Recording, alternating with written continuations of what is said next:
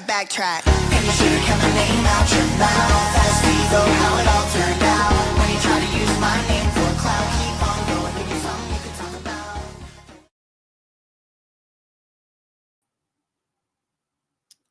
Hello, everybody. How are you doing on this fine Friday? I'm doing quite well. Here we go. Here we go. Did he do it? Did he do it? Did he do it?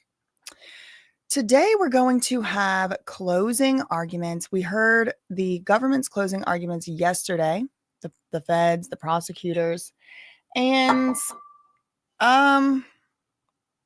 it was pretty good. It was like, the RICO was like the most confusing thing. Hold on. I can't read y'all's comments. This is why I can't read y'all's comments, because I get so distracted. Okay. Or your, whatever it is, live chats. Okay. So it was pretty good yesterday, y'all. Like the government, I think they did a pretty good job, because there was like all this talk about how, complicated the RICO is and how it's so hard and it's so complicated to explain it to a layperson and to a jury. But it was like, girl, I mean, I didn't even have to hear it. All I had to do was read, reporting from inside the courtroom. And I'm like, I get it. I see what they're doing here. I'm picking up what they're putting down. It makes perfect sense to me. And after the arguments yesterday, in my opinion, it was like, I mean, I just don't see how they don't find him guilty. Now, you will remember, if you were here yesterday as well, that I did reserve the right to change my mind depending on how Diddy's lawyers do on their closing today. Now, yesterday, they said that it was going to take about 4 hours. It ended up taking closer to 5 total hours for this prosecutor, who was it, Christy Slavic, to do, or Slavic, I don't know how to say her name. Slavic is how I've been saying it. It's got the A in it.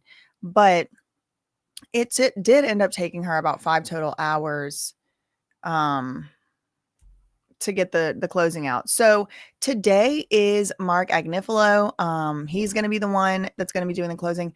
And I think that's a good call. I think he's a good, reliable, he's not going to get all worked up, although he does, tend to do that. I think it's better than putting up, say, for example, I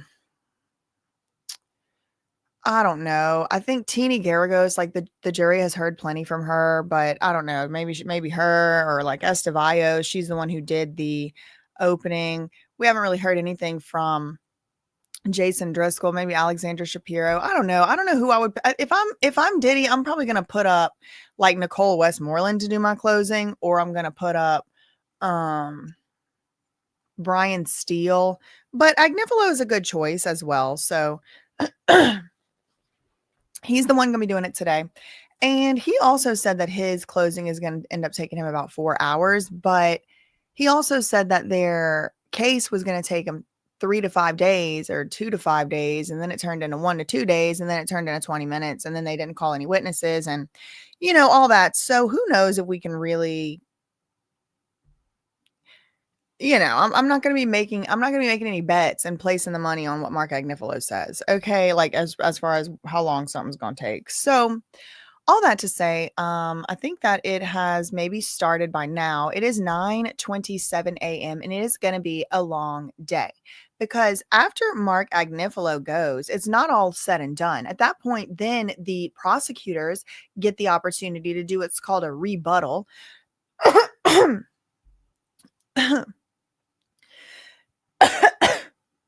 To do what's called a rebuttal. Hold on.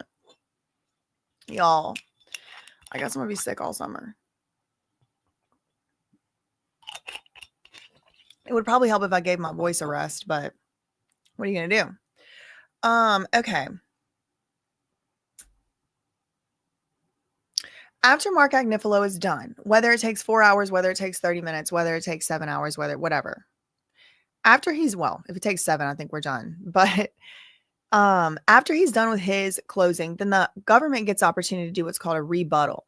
Now, I highly doubt the rebuttal is going to take extremely long, but maybe it could take another 20 minutes or so, or I don't know. I really don't know. I only imagine that it would take a few minutes, maybe 5, maybe 10. I don't know.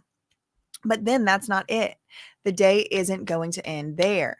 After that, then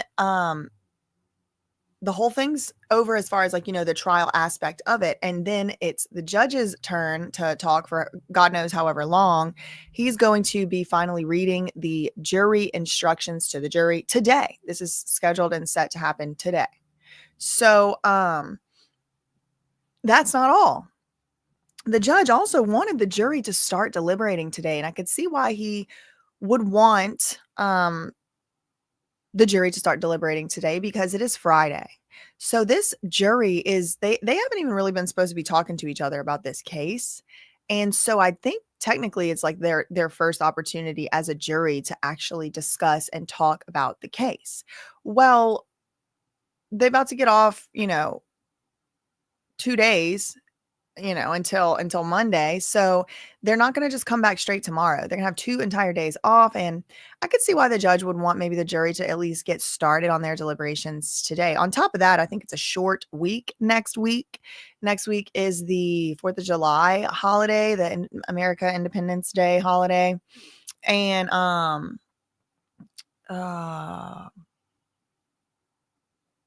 as a country, America itself, free from the tyrannical British and all of that. So they're not even going to be together. And so they're, maybe going to be deliberating today. However, I've already had a chance to look at Inner City Press's first tweet set here. This one right here. Yeah.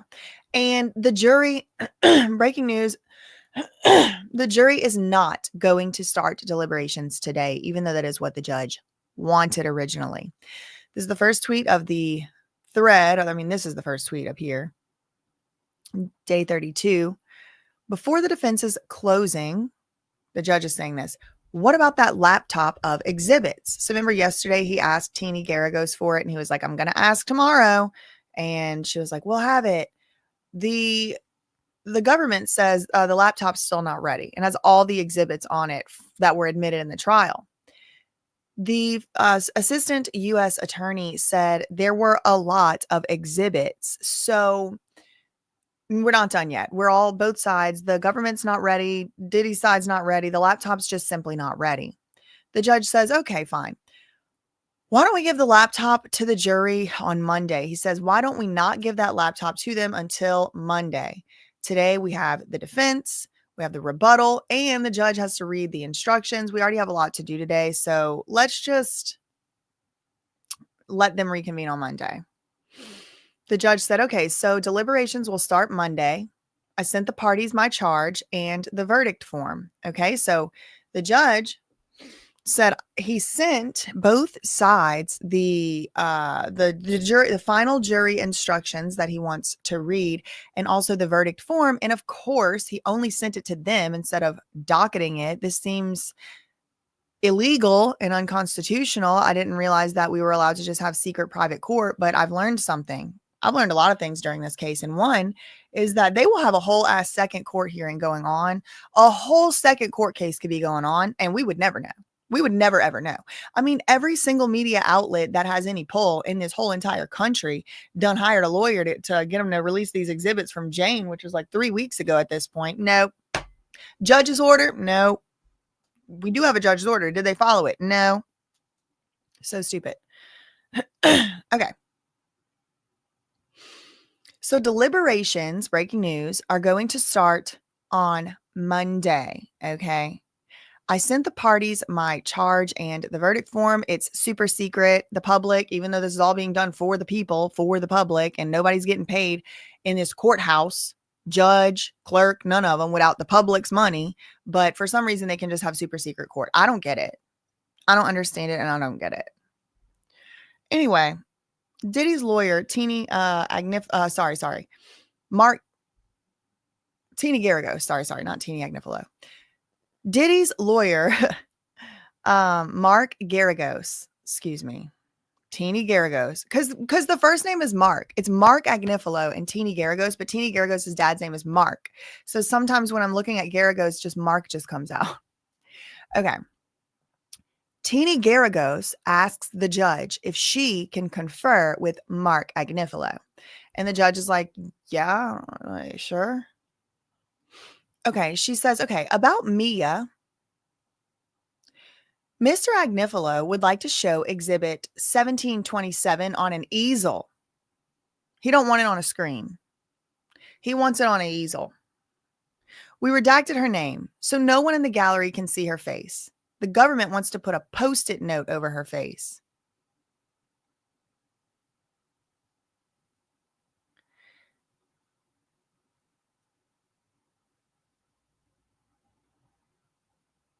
Okay, hold on. What the hell? Okay. About Mia. So when Mark Agnifilo gets to the part about Mia, and this makes sense. He's like an old school lawyer. Like, you got to remember, y'all, it wasn't that long ago. These lawyers would not have even had computers. Like, they would have maybe had like typewriters and word processors, and that's about it. Like, the guy I worked for in Boston, I think he was about, six. He was in his 60s, and this was maybe 10 years ago or so. Wow, time flies. And he was saying like he didn't even have internet in his office for the longest until just like courts and stuff started putting stuff online. And so Mark Agnifilo, it does make sense that he would feel more comfortable with an easel, I guess. So he wants to show exhibit 1727 on an easel. We redacted her name, so no one in the gallery is going to see her face. And the government wants to put a post-it note over her face. And then the judge is like, how are you going to place it? Test it. And then he laughs. So they put the post-it note, I guess, on the girl's face. And the judge laughed. Teeny said, well, the public can't see it, so it should be fine. The judge said, that's fine. Let's bring in the jury. But I hope that post-it note stays up. What if they have like weak glue? Maybe they should have put some tape up there or something to reinforce it. Okay, he said, that's fine. Let's bring the jury in. So they got an easel up there with a post-it note over this girl's face. Okay, and who is it? It's Mia. They're putting the post-it note over Mia's face. Oh, good. Oh, good. We got a juror with transit issues. Watch a juror get kicked off the trial today.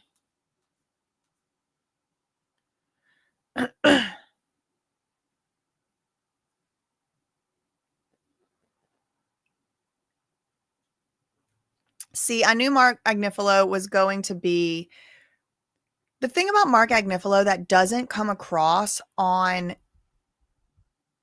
written words, probably like really at all, but certainly not as much as in real life, is he is one of these smooth talking schmoozer, like good, like host of a party type of guy, makes you feel like the most important special. He's got charisma. He's got the ability to connect with people and seem personable. So Mark Agnifilo is the type of guy you put up there if you want the jury to like your lawyer. Sometimes the jury, feels like oh, I like that guy. He seems honest. He seems trustworthy. He seems reasonable or whatever. Mark Agnifilo is one of the ones you put up there. You put one of them other ones up there. Sometimes it could be like, that he's a firecracker. He's mad. He's fire and brimstone. Like Mark Agnifilo is kind of like, sorry, I have to ask you this question, but it's my job, kind of one of those. So he comes right out the gate in his opening with this flavor.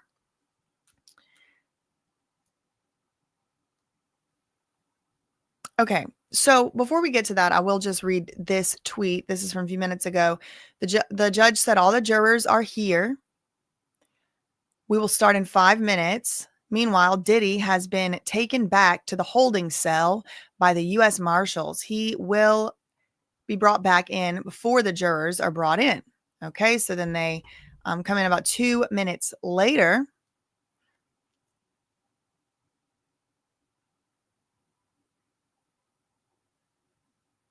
Oh, good job. Okay, look, listen, y'all. I think the government already proved what they needed to prove. I think it's such a hard case for Diddy to win that I do have to give credit where it's due whenever Diddy's lawyers make a great point and it's like, you're not going to win, but like the way they do it. I will never feel that way whenever they're doing stuff that's dishonest and they're lying. Like whenever Brian Steele said that a 30 something second video was 8 seconds long. I'm never going to be arfing over here like a seal over Mark Agnifilo saying that the notepad said legal notes on the top or whatever. No, that's not what I'm talking about. But look at this first sentence. The judge says, "Are you prepared to proceed?" Mr. Agnifilo, are you prepared to proceed with the closing arguments? He said, yeah, he stood up. This is his first statement that we get from Inner City Press. There is a trial set forth by the text messages. Then there is the trial out of the prosecutor's mouths. They're different. So Mark Agnifilo, wrong, but I got to still give him credit for this juxtaposition. I am about to show you a bunch of text messages. This is the truth. Everything you just heard the prosecutors say, that's just coming out of their mouths. There's no evidence for that. Now, again, y'all, he's mistaken. He's mistaken. They built a very strong case yesterday. And I have a feeling that Mark Agnifilo is really about to just focus a lot on force, fraud, and coercion. I think also he's going to focus a lot on trying to make it seem like not everybody was helping Diddy. And in fact, and indeed, they were telling Diddy not to do certain stuff. They were helping the so-called alleged victims. It's going to be basically all the same arguments we've heard already, but it's going to be really difficult for him to say that there wasn't commercial S acts going on. It's going to be very difficult for him to say any fancy little combination of words that's going to take away the distribution charge. Substance distribution is one of the underlying predicates for RICO, right? So if the jury only finds 2 instances of the substance distribution, they have RICO. Okay. So there were many instances. In fact, and indeed, I think every single assistant that got up on the stand that pled the fifth, all of them had dealt with substances for Diddy and had distributed them to Diddy from a dealer. So to me, open and shut, RICO proved. The end. You're done. Did anybody ever travel across state lines and get paid for an S act? If yes, then the substitution charge is already proven. There's nothing else that Mark Agnifilo can say. But these people are wizards. They get other people off. Now, Keith Rainier, he didn't get off, did he? NXIVM, he's in jail. He's in prison. And you know who was on his defense team? Mark Agnifilo and Teeny Garagos. So we'll see. We'll see. Okay, so Mark opens it up. There's a trial set forth by text messages. And then there's the trial out of the prosecutor's mouths. They're different. The trial from the evidence, what is it? It's personal use substances. That's all it is. That and swingers, a lifestyle. Sure, he's right. He's not wrong. But you just can't shake my faith no more. 2 instances of that personal use, it doesn't matter. It doesn't matter about personal use. You are not allowed to have a bag of Tusi. It don't matter if it's as big as your house. It don't matter if it's as big as a continent or it can fit in your hand. And if you have it and you distribute it to someone else, you've committed a pretty serious crime under the law. Okay. Now, are they really going to chase you down for a bag of Tusi? No, but it is a law. It is a law. It is a crime. So it's personal use drugs. That's all it is.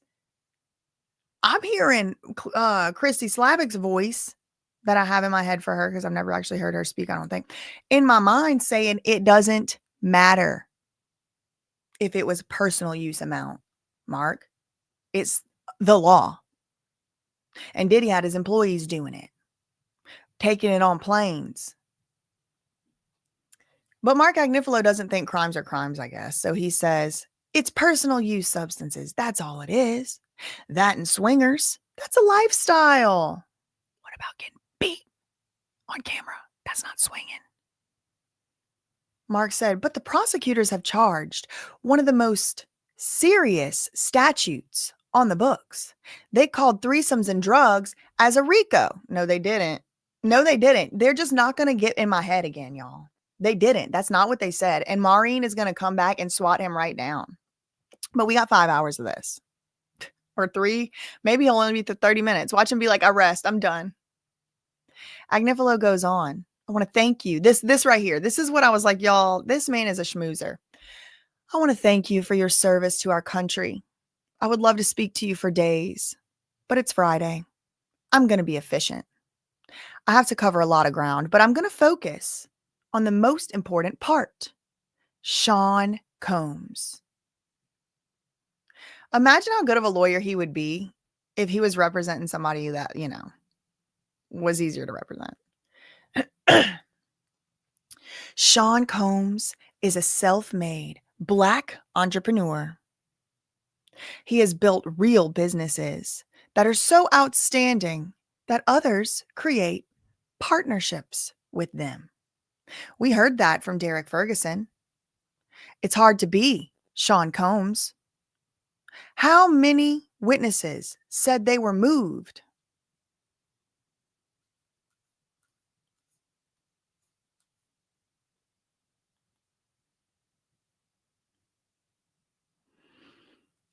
How many assistants said they were moved by Sean Combs? Okay, so far, y'all, yeah. Self-made Black entrepreneur, good for him. That's awesome. He's built businesses, great. People partner with him, awesome. It's hard to be him. How many witnesses said that people were moved? People were moved by him. So what? None of this means he can't be guilty of the crimes he's accused of. It was like Harvard Business School. He pushed them hard. Did they always like him? No. No way. Let's not even go there. Did they like him? No. But they loved him. Even the ones who are suing him. Well, Mark, you're just kind of making the prosecutor's case right now. It's hard to fully turn on him, even though he does bad stuff, because you love him. So trauma bonding. Got it. So you've proven the prosecution's case. Mia. Oh, he is such a bitch. Mia, I'm not going to call her Mia because that's not her name. I'm going to call her the witness who testified as Mia. He's going to end up calling her Mia, watch. Remember Derek Ferguson from the Bronx? He said there were not many people hiring people like him from the Bronx. There's something more to these businesses, ladies and gentlemen of the jury. Sometimes the real things in life are hard. No one remembers the easy days. These people grew. It was real. It was diversity. These days, DEI, I think that's outlawed now. Diddy was doing that at 24. And good for him. I will say he was hiring people of color and people from backgrounds that weren't given those chances as frequently. Not even, I shouldn't say given, because it's, earning stuff. But he was providing opportunities to people of color, period, since the beginning. That is true. So what? Does that mean he shouldn't go to jail if he did a crime? Does that mean he should be found not guilty of something that he did? No. So moving on.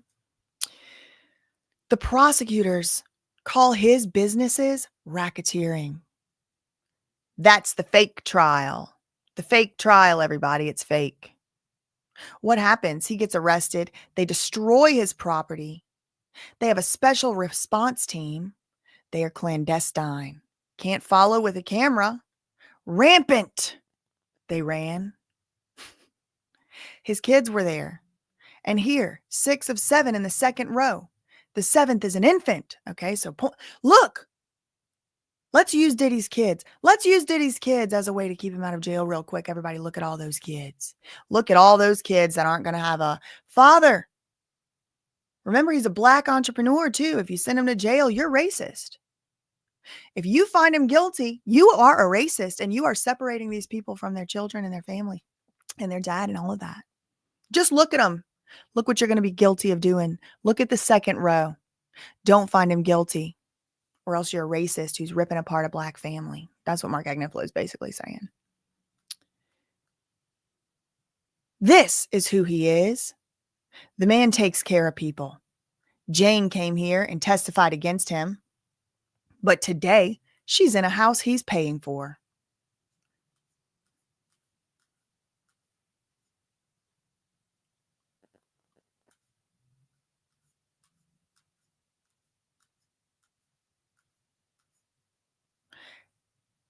And they found it. Boxes of Astroglide taken off the streets. And they got the baby oil and the personal use substances. America is safer. 5 Valium pills.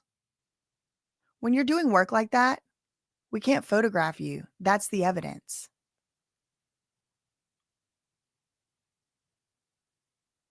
I don't know what this means. We can't photograph you. That's evidence. What do? They wrap yellow crime scene tape, figuratively, around his bedroom, around the hotel rooms he goes to with his girlfriends. That's a lot of crime scene tape. The crime scene is your private S life. No, your private S life is not beating Cassie in the head running down the hall. That's not private S life. And I think that the government did a great job precipitating or whatever, like kind of like predicting, I guess, stealing some of the thunder from some of these arguments, because the government already said they don't give a about what he was doing in his private S life. They said, ladies and gentlemen, this man is the leader of a criminal enterprise. He is a criminal leader. This is not about what he did in his private bedroom. They said, actually, a lot of those freak-offs were consensual. We ain't talking about them. So again, I kind of remember her, saying that yesterday as I'm reading Mark Agnifilo. It's kind of took a lot of the punch out of what this could have been for Mark Agnifilo, because it's like personal use drugs. It don't matter. It doesn't matter how much substances it was. The jury is legally not allowed to even consider how many substances or how much. They're not allowed. The law, because they're going to get read these instructions to this afternoon from the judge. There's elements of substance distribution. There's elements of that crime. One of the elements just happens to not be in any way how much of the substance it is. It's a yes, no. It's an on-off switch. Okay. There's no amount of it you're allowed to have. It's almost as if saying a personal use amount of child material, photographs, right? If somebody only has 2 of those on their computer, is it a crime? If somebody has 2 photographs of a child in that type of, I'm being, trying to follow the rules here, but, photographs or, a video that they're, not supposed to have under the law, does it matter really if they only had a personal use amount? No. Now, maybe if you were trying to find them for intent to distribute, again, something like that. Maybe if you were trying to sentence them so longer, but like this just lost all of its, punch. Like Mark Agnifilo's argument has lost its punch. Personal use drug. It doesn't matter. It doesn't matter. It's completely irrelevant if it was personal use. If they find 2 instances of it, that's the RICO.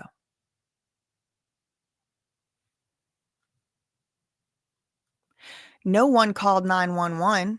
That's not true. Someone called 911 because there was that Carrie Morgan had that detective business card. They called civil plaintiffs' lawyers. This case is about money. Cassie sued Diddy for $30 million because he has $30 million. If he didn't have it, no civil lawsuit and no criminal case. This case is about 5 minutes. It's about love. Oh, 5 minutes. Getting beat down the hall. It was only 5 minutes. Cassie should get over it, according to Mark Agnifilo. It was just 5 minutes. It's not a crime if it's only 5 minutes. That's what Mark is saying. It's about love. Love has been said more than 800 times in this trial. The domestic violence, we own it. We did not ask Cassie about being hit, kicked, or dragged. Yeah, because you already knew there was video proof of it. And if there's not video proof of it, y'all act like it didn't happen.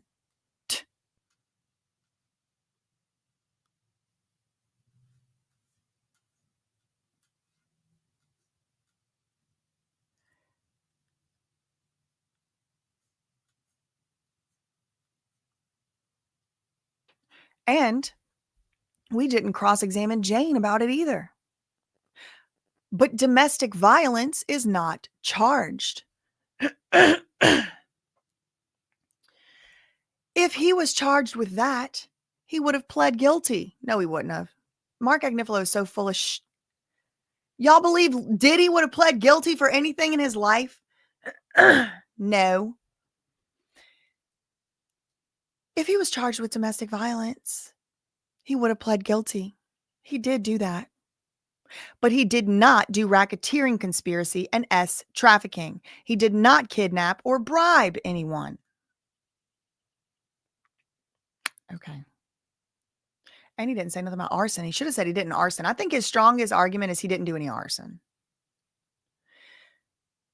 Agnifilo says the first person to say this case was about domestic violence was actually Cassie Ventura. She made an Instagram post. She said, "Thank you for your love and support. The domestic violence is the issue."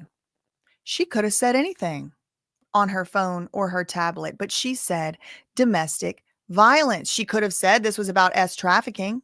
She didn't say that. She said it was about domestic violence. Believe her. Well, girl, she's not a RICO expert, girl.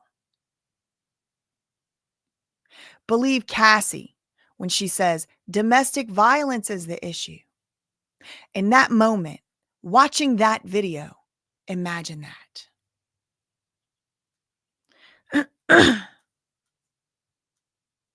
To see their relationship is to see everything that racketeering is not. Now, I am going to go through a lot of text messages or charts or screen time. It's a terrible thing, screen time, I'm told. But I'm going to tell you the story of this case. Okay. It's going to be a story like a one that you hear at night that's not true.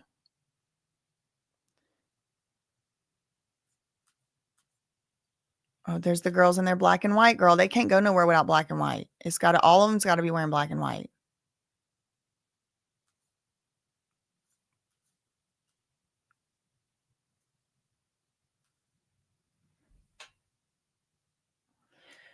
Diddy's doing mudras in court.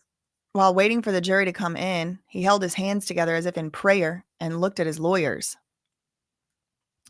When he earlier entered the courtroom, hugged the lawyers, shuffled through a folder of papers, and then took a seat as his lawyers discussed logistics with the judge, family members, including his 3 adult daughters, are sitting in the spectators gallery. One of the jurors had transit issues. The juror finally arrived. Mark Agnifilo had begun his closing argument with a warning to the jurors that he likes to pace while he talks. Yeah, I wouldn't be able to stand behind that podium all day. I would have to move. He got a little ADD, I guess. I don't know. I'm not a doctor. He has started pacing energetically as he asserts that the case from the mouths of prosecutors is a false and exaggerated narrative of his client's life. Diddy's lawyer, Mark Agnifilo, is approaching the jury in a somewhat jovial, folksy manner. Gee golly. Especially compared to the all-business prosecution closing yesterday. Early on, he thanked and credited the jury as dedicated, diligent, prompt, and paying attention, and he promised to be efficient with his time today, noting that it is a Friday. Diddy told the jury that his client is a self-made, successful Black entrepreneur. Self-made with Daddy Clive Davis's money. You left that part out. Who was charged for participating in a lifestyle of swingers and threesomes, suggesting that this was not a case worthy of serious federal charges. Mark Agnifilo took a swipe at the anonymity provided to some of the government's witnesses. I'm not going to call her Mia because her name isn't Mia, he told the jury of the former assistant who testified that Diddy had sexually assaulted her. I'm going to call her the woman who testified as Mia to make her look dishonest. Mark Agnifilo is speaking forcefully, gesticulating and pacing. His reaction to the idea that Diddy was in charge of a racketeering enterprise. Are you kidding me? He described Diddy as a businessman who motivated his employees and was way ahead of his time when it came to DEI at his company. So what? All those things could be true. He still could have trafficked somebody. He was doing this in 1993 as a 24-year-old. 6 of Diddy's 7 kids are in the courtroom.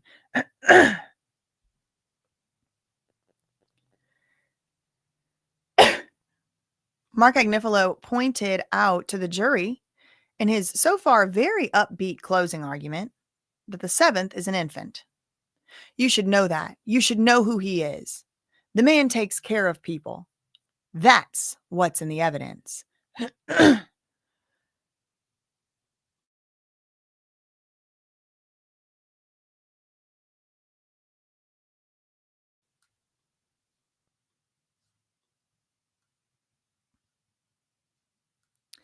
Mark Agnifilo, this is the New York Times.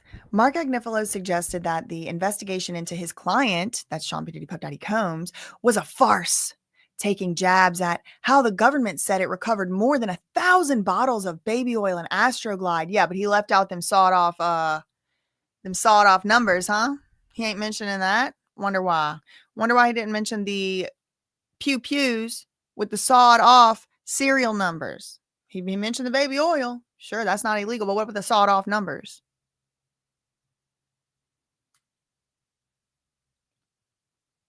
Thank God for the special response team, Mark Agnifilo said.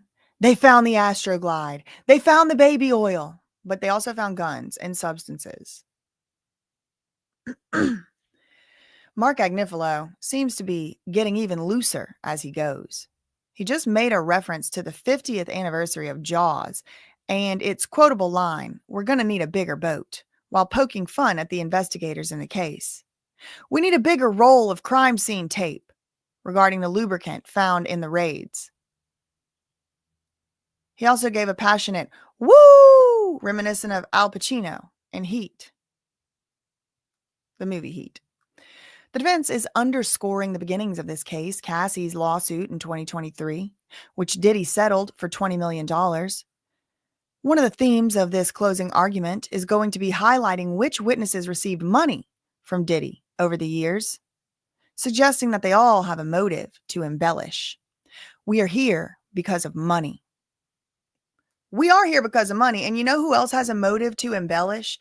Mark Anthony Agnifilo. Because guess who else is getting paid with Diddy's money?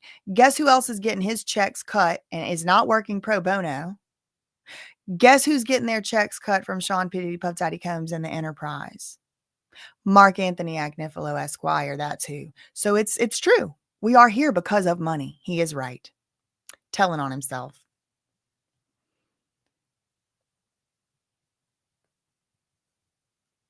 Wait. Okay, 9 minutes ago, New York Times. Diddy committed domestic violence, Mark Agnifilo acknowledged in his closing argument to the jury. Owning the domestic violence? We own it. It happened. That's not charged. Yeah, but a culture of fear is. So I don't know if you should be admitting this. If it was, the jury wouldn't be there, the lawyer added, because Diddy would have pled guilty because he did that. No, he wouldn't have. You're lying. Don't lie. He did not do the things he's charged with, Agnifilo said. He didn't commit racketeering. He just didn't. He did what he did but he's going to fight to the death to defend himself from what he didn't do. Okay, well, he did do racketeering if you listen to the government's case. I need you to tell me how he didn't do them drug trafficking. That's really what I need to know. Let's go back to Inner City Press.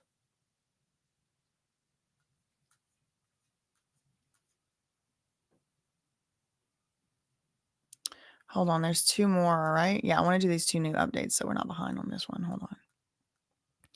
6 minutes ago, New York Times, drawing a further contrast between himself and the prosecutor's presentation yesterday, Mark Agnifilo said he will not be using charts, slideshows, or extensive digital documentation during his closing today. We're just going to talk, he said, adding that he's heard screen time is bad for you anyway.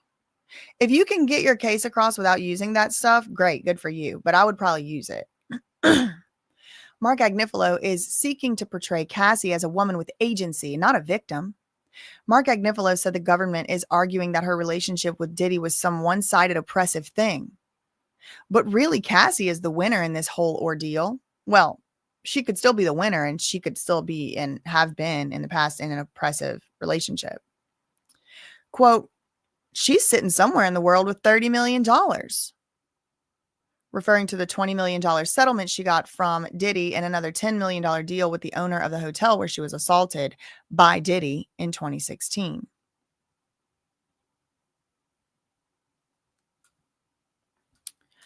Okay, we're back to the tweets. It's a terrible thing, screen time, I'm told, so I'm going to tell you the story. We're just going to talk.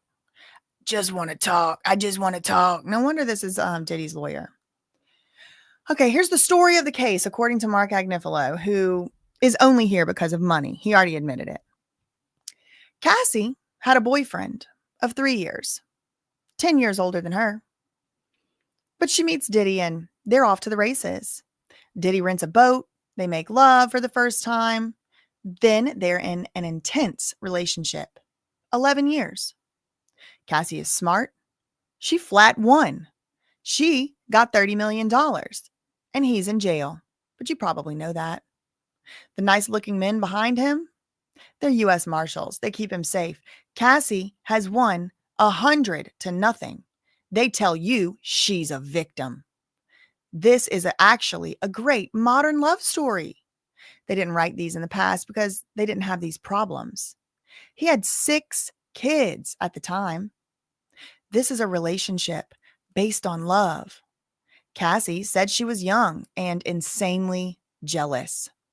If you're in the jury room and you don't want to go home, read their text messages at the time of the breakup. You will cry. You'll simply cry. They were selfless with each other. When it wasn't going to work for the original sin of their relationship, that Gina, everything's Gina's fault. Gina wouldn't even come here, but she's out there. Then Kim Porter passed away. Diddy said what he did. For Cassie, it was the last. Oh, Diddy said what he did, what he said. Diddy said what he said, which was Kim Porter was the true love of his life or whatever. For Cassie, it was the final straw. She made an adult choice and left like she always could leave. What happened to her? Nothing. Pick a message from 2018 and read it. These two people loved each other. Okay, maybe so, y'all. But that doesn't matter. You can be trafficked by somebody you love, and somebody can traffic someone they love. That it doesn't matter. It doesn't matter. A lot of people love their assets. A lot of people do. Ask somebody how much they love their yacht. Ask somebody how much they love their other stuff. And will they do whatever they want with it? Yes, because in Diddy's mind, Cassie was his property. He was going to do whatever he wanted. He loves his property. And of course, his property loved him back. But she didn't realize what the dynamic was until 11 years in.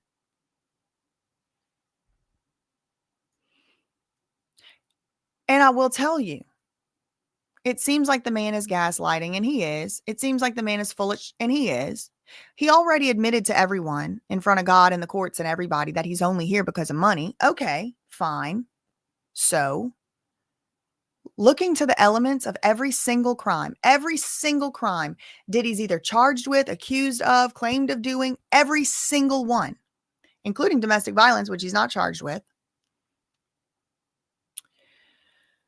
None of the elements of any of those crimes is, do they love each other or not? Domestic disputes happen all the time. People beat the hell out of their family members all the time. People unalive their family members, sometimes when they loved them. So this whole they loved each other doesn't matter. That's not something that the jury is even allowed to consider. It's not an element of the crime. Did Diddy love his victim? Did victim love Diddy? See, who gives a shit if somebody loved somebody? It's nothing to do with the case. Nothing. These two people loved each other. If racketeering conspiracy had an opposite, it would be their relationship. What about the drugs, though, Mark? If she could always leave, we've seen the tapes of her trying to leave. Thank you.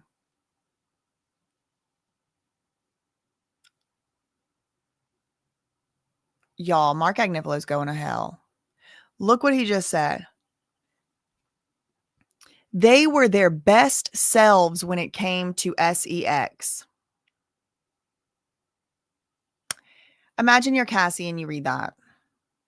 They were their best selves when it came to relations. There were times that Diddy was proud. Whoa. And his little baby daughters are just sitting right there. I mean, they're adults, but are they? Are they actually over 18?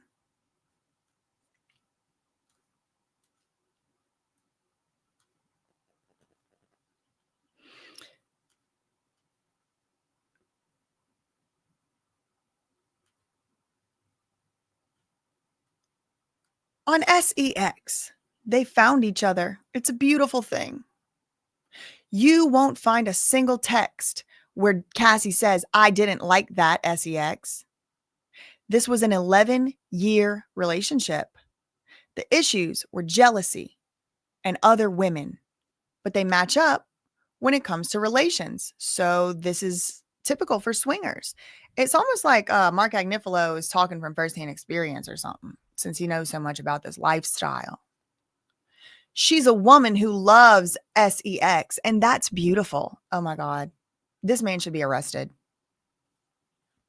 She is unafraid. Let's talk about Kid Cudi. He came in here, and I'm not meaning to be judgy, but he comes in here and says, Cassie played me. She did. She did play them both. Not everyone can do that.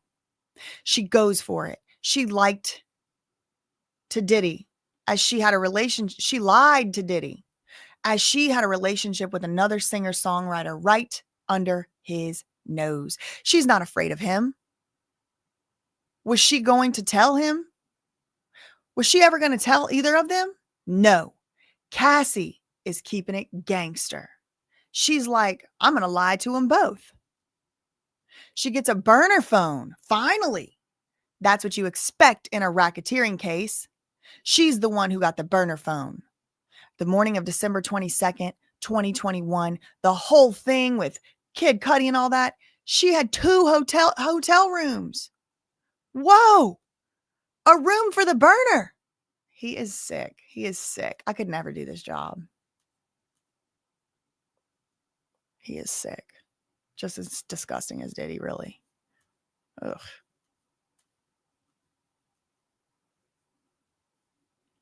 I could defend people, even perhaps some people I knew they were guilty, but like on abuse and like crimes, no, I couldn't do this job. It makes me feel sick. She wasn't going to tell anybody anything.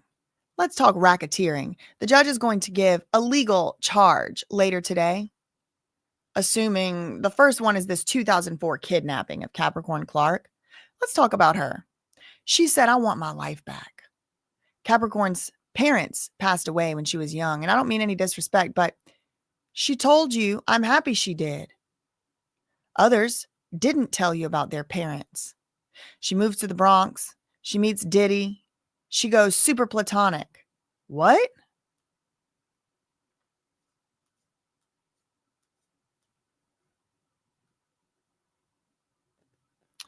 Okay, we got 4 new updates from the New York Times.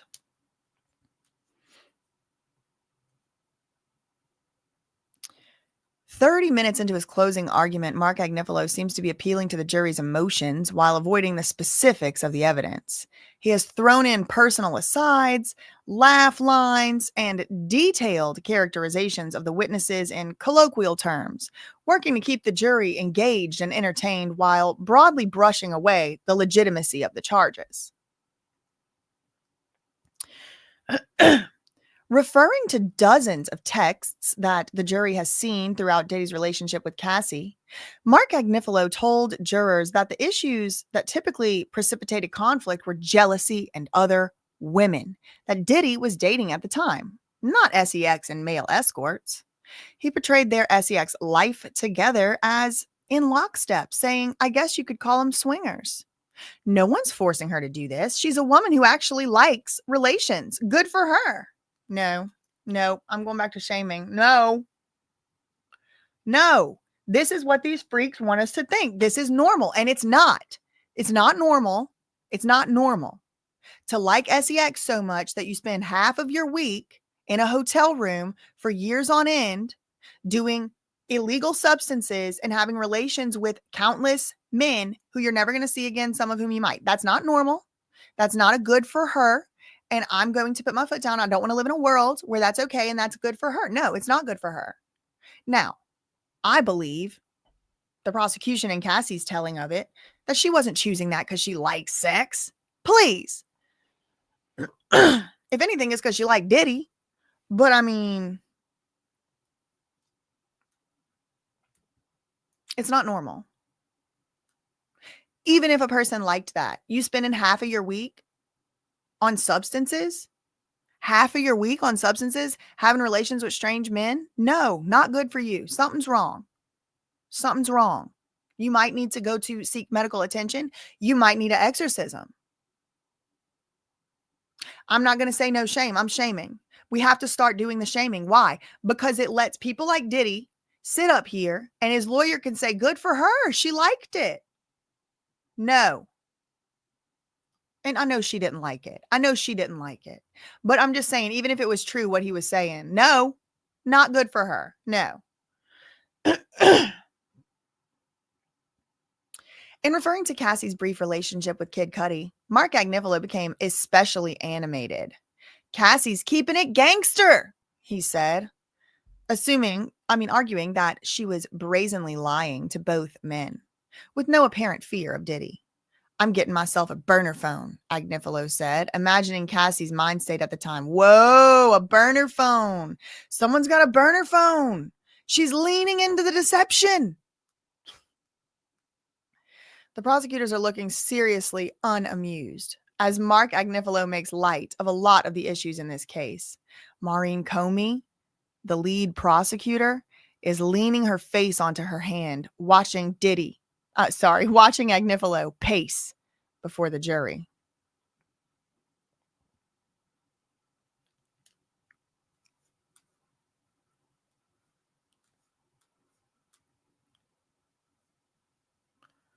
We'll start here. This is CNN. We haven't read anything from CNN today, so let's get caught up there. Prosecutors were delayed starting court. We knew that. 46 minutes ago is whenever Mark Agnifilo started his closing argument. He said evidence shows a swinger lifestyle, and prosecutors exaggerated beyond that. Kicking off his closing argument, Mark Agnifilo said this has been a tale of two trials. First, the trial as told by the witnesses, the text messages and the videos. The second trial is the trial as told by the mouths of the prosecutors. That, I submit to you, ladies and gentlemen of the jury, is the false trial. That is the exaggerated trial. That is not the real trial. As for what he said is the first trial, the trial of the evidence, he said that's about a lifestyle. You want to call it swingers.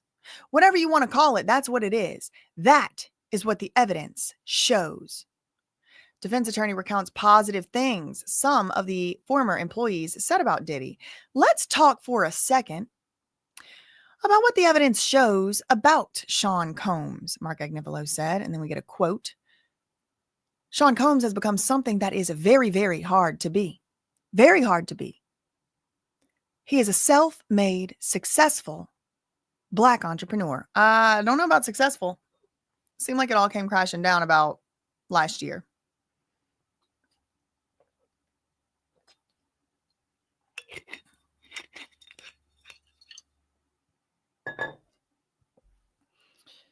Diddy created wonderful, sophisticated, real businesses that have stood the test of time. He recounted the positive things some of Diddy's former employees said about him in their testimony earlier in the trial. Did they always like him? No, no way. Let's not even go there. But they loved him. They didn't want to leave him. Mark Agnifilo portrays Diddy as a DEI pioneer. Defense attorney Mark Agnifilo praised Diddy for the businesses that he built. Businesses Agnifilo said focused on diversity. The defense attorney said that Diddy was practicing diversity, equity, and inclusion before it was a mandated practice. He was doing this in 1993 as a 24-year-old by himself. No, there was Clive Davis was involved. Thank you. No witnesses said they were part of a racketeering conspiracy or worked in the enterprise. Not an element of the crime, and it doesn't matter. Not an element of the crime, and it doesn't matter. There's no element of the crime where it says, did the people admit that they were racketeers? They don't need to. Did the people admit they were in an enterprise? They don't need to. They don't need to. Actually, most people never admit to crimes they do in court. Okay, so Mark Agnifilo balked at the idea that Diddy's business was a racketeering enterprise. He said no witnesses said they were part of a racketeering conspiracy. You didn't hear that from the evidence. You didn't hear that from a witness. Actually, we kind of did. When those witnesses said that they distributed substances, when they said that they flew with them, Brendan Paul was arrested, charged, and had to work through the courts for committing a crime. He wasn't going to say, yeah, I was in an enterprise, but there he is holding Diddy's drugs.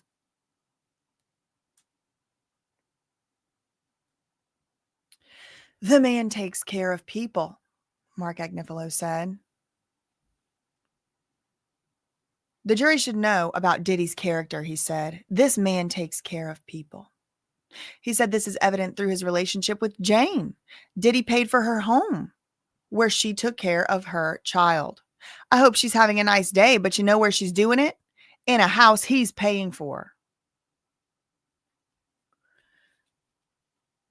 Mark Agnifilo mocks the 2024 searches of Diddy's homes. He talked about the searches of Diddy's homes by Homeland Security investigations in LA and Miami in 2024. Boxes of Astroglide taken off the streets. Woo! I feel better already. Artificial lubricant, not for me. The streets of America are safe from all that Astroglide. And they got the baby oil and they found the personal use substances. They did it. It's all worth it. Thank goodness for the special response team. They found the Astroglide. They found the baby oil. They found like 5 Valium pills. Way to go, fellas. That's Mark Agnifilo right now. Playing a whole clown. Playing a whole clown in the court right now.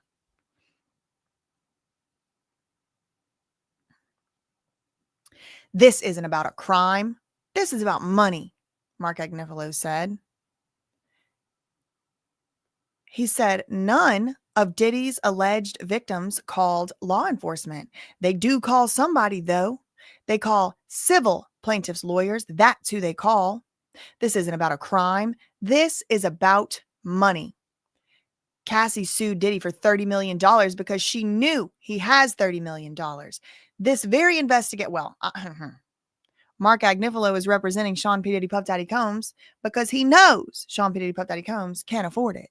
Okay, so Mark is making all these arguments about these other people, but he's basically saying he's for sale too because he ain't doing this for free.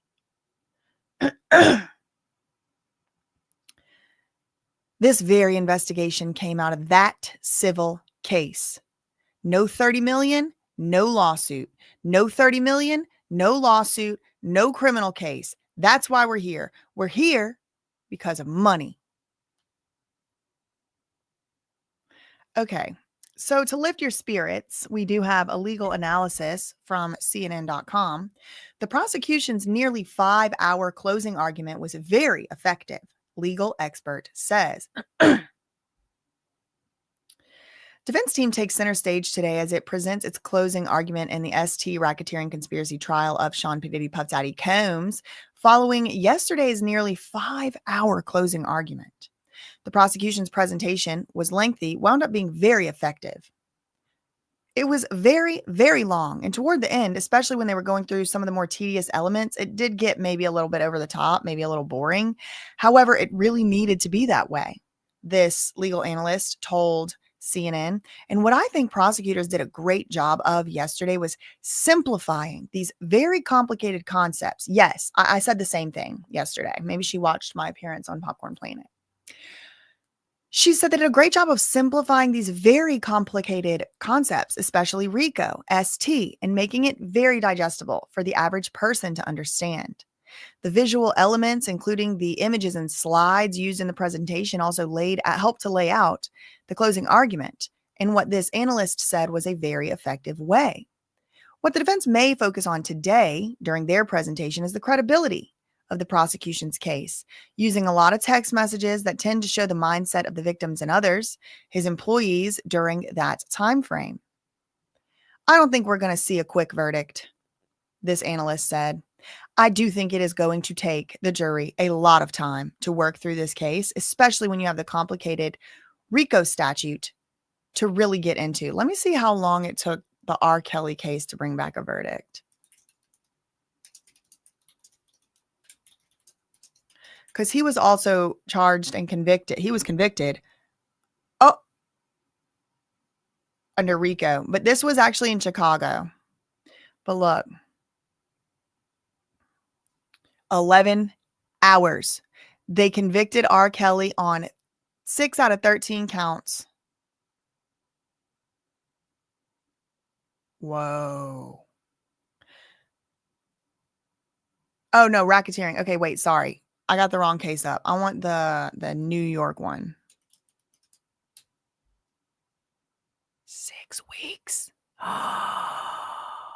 Okay, y'all, what? No, I didn't see. No, that's not right either. How?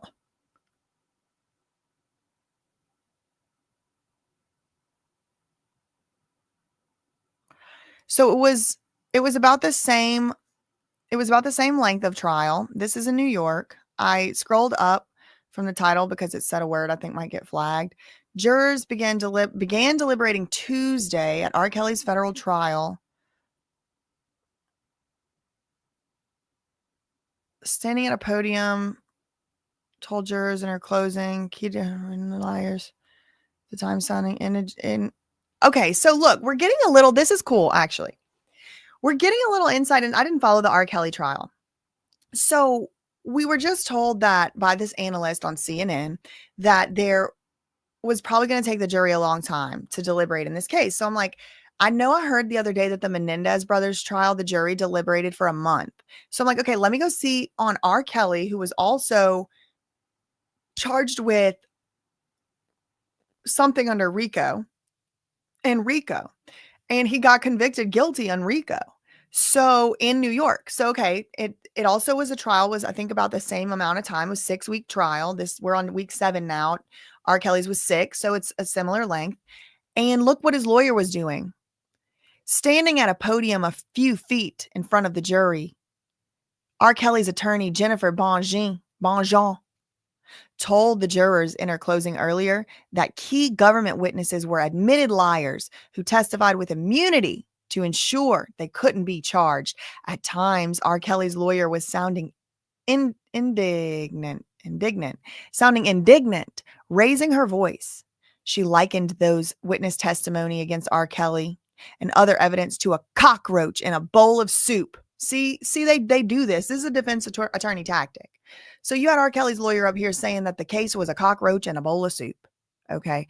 Now you have Mark Agnifilo coming up here saying that Cassie was an sex fiend and she liked it. If a cockroach falls into the soup, you don't just pull out the cockroach and eat the rest of the soup. You got to throw out the whole soup. Just too many cockroaches in the soup. Well, it wasn't too many because guess what? They found him guilty. But I want to know,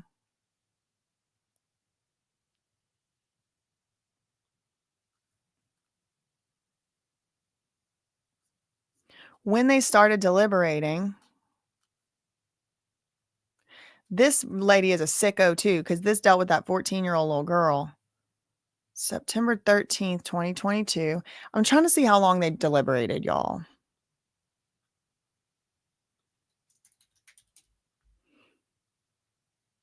Found guilty on the 27th. So 13th to 27th. Here's a New York Times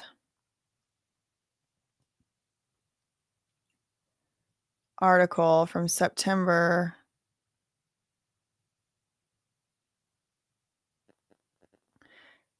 Guilty on all counts, faces life in prison. Conviction marks stunning fall for a man. Me too. Da, da, da. Singer was convicted.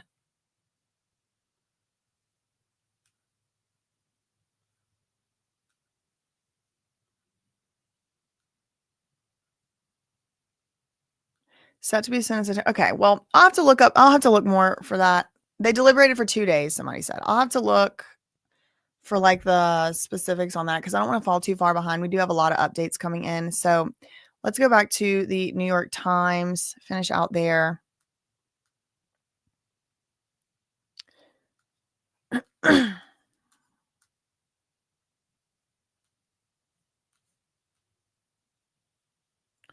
Y'all, I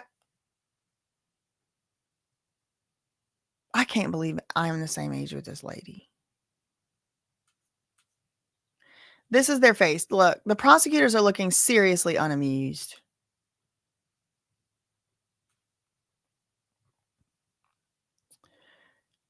Okay, there's Diddy. Diddy. Why do I keep calling him the wrong name today? There's Agnifilo and there's Teeny. No, I'm going to say no on this whole.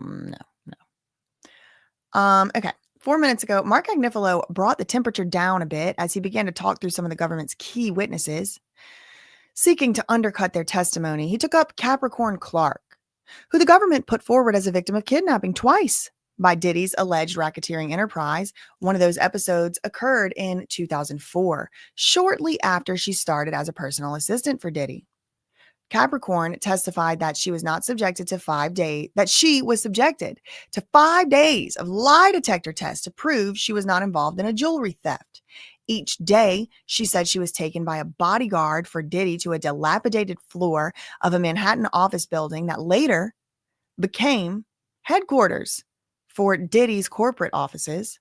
She said that an unnamed man who conducted the test told her that if she failed, they were going to throw her in the East River. But Mark Agnifilo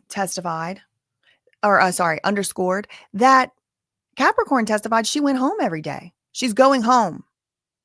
That's just not kidnapping. You better watch yourself before they turn it into 5 counts.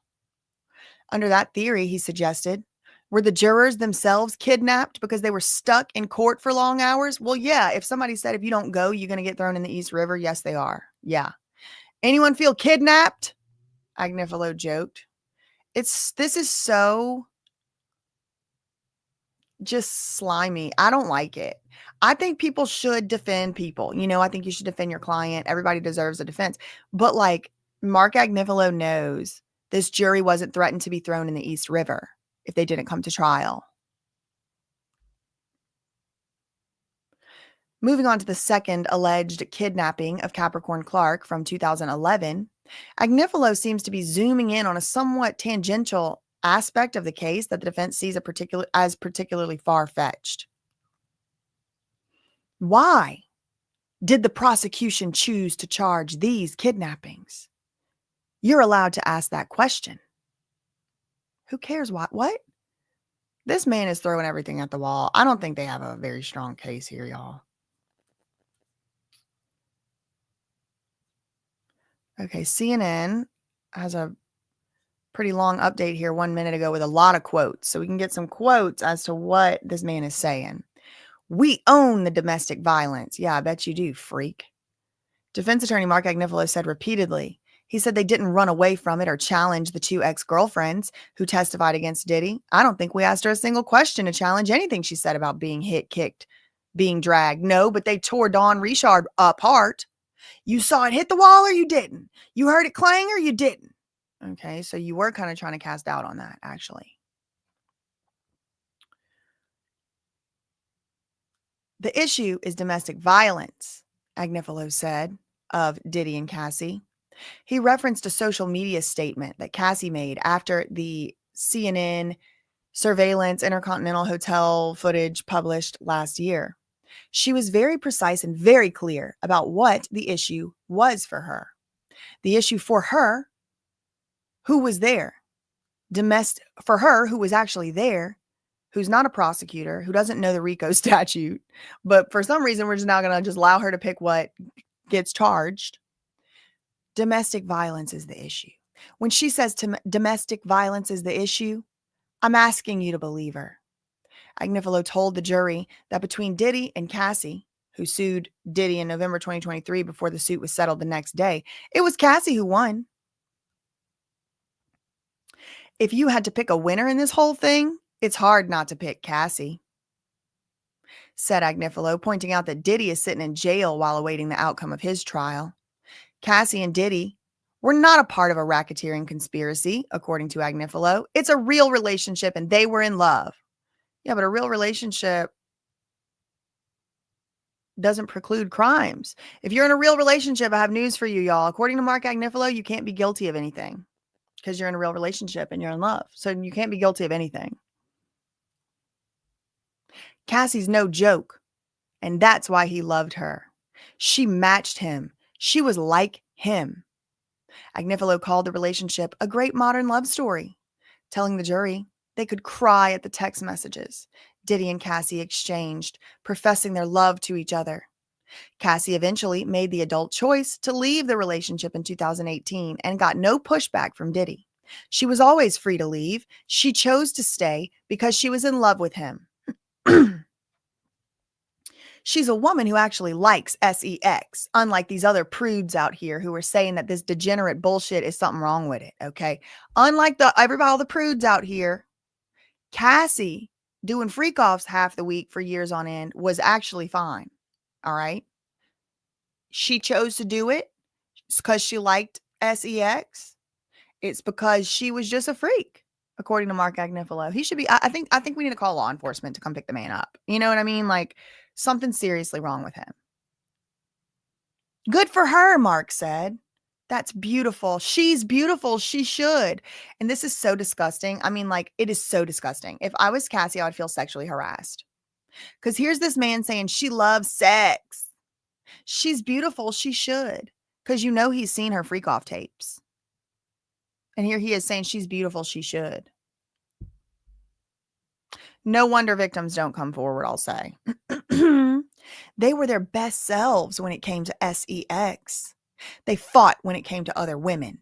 Out of the scores of text messages admitted into evidence at the trial, Agnifilo said, you won't find one where she's like, I didn't like that sex. I'm not attracted to you. I don't like our life. It's just not for me. I think you might find some that say that. He said Cassie and Diddy just matched up when it came to sex. Quote, I guess you could call them swingers. I guess you could call it a lifestyle. He's advertising for the next clients he wants to represent. Agnifilo called Cassie a gangster, pointing to a burner phone that she used to stay in touch with Kid Cudi. Mark Agnifilo reminded the jury that Kid Cudi confirmed that Cassie played him.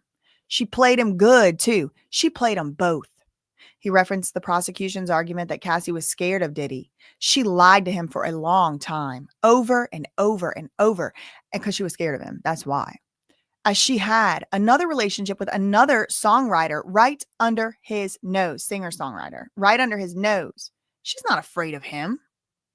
Agnifilo called her a gangster, pointing to a burner phone that she used to stay in touch with Kid Cudi and saying she was trying to saying she was trying to pull off lying to both men.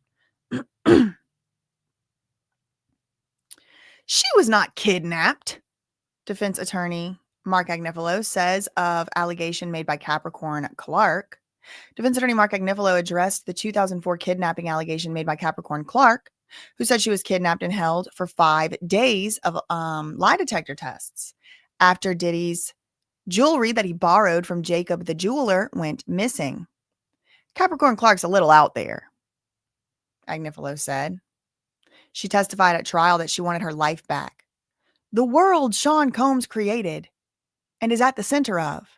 That's the life she wants back. She said she couldn't get work in the industry after leaving Diddy's employment. She also acknowledged that she reached out to Diddy for work in the 3 years after she stopped working for him. Mark Agnifilo told the jury that Capricorn Clark had a crush on Diddy and wanted their platonic friendship to be more. Mark Agnifilo recounted Capricorn Clark's testimony about the lie detector test when she said a large man 5 times her width threatened to throw her in the East River if she didn't pass the test. Agnifilo mocked the idea that the prosecutors charged the 2004 alleged kidnapping as an underlying act for the racketeering conspiracy charge. Each day, after hours of testing, Capricorn said one of Diddy's security guards drove her back home. Agnifilo likened the experience to the jury spending long hours in a courthouse each day, then going home. You're about as kidnapped as she was kidnapped. It's unsettling that the whole reason investigators use it is it's unsettling. I have no doubt she was unsettled, but she was not kidnapped. Agnifilo said that Diddy had the starring role in a Raisin in the Sun around the time of the lie detector test. He's starring on Broadway. He is involved in the middle of a very significant voter drive campaign called Vote or Die. Yeah, he sure was influencing elections. He's running all these campaigns. Do you think he's waiting on the edge of his seat? How's that lie detector test coming back? I can't wait to see if she passes. He couldn't care less. He had nothing to do with it. Y'all believe that? Because I certainly don't. I certainly don't. Winding his way to an important point, after attempting to dismantle the specifics of Capricorn Clark's alleged kidnappings, Mark Agnifilo told the jury that issues of witness credibility can resonate more broadly in their decision-making. The judge will instruct them that if they find a witness lied, you are free to disregard all of the witness's testimony.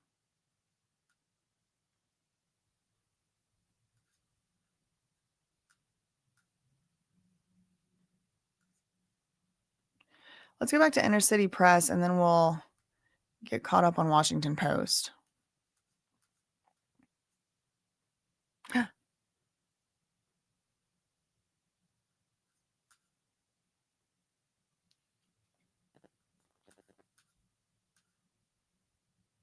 Sorry, it's kind of glitching.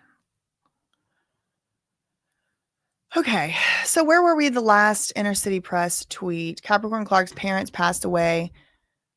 She told you. Others didn't tell you about their parents. She moves to the Bronx. Meets Diddy. She goes, super platonic. What?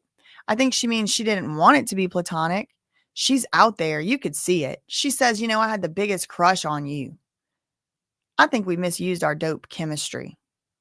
If she's kidnapped, why does she want to go back and work for him? She's getting her nails done. She's getting her nails done with Mike B.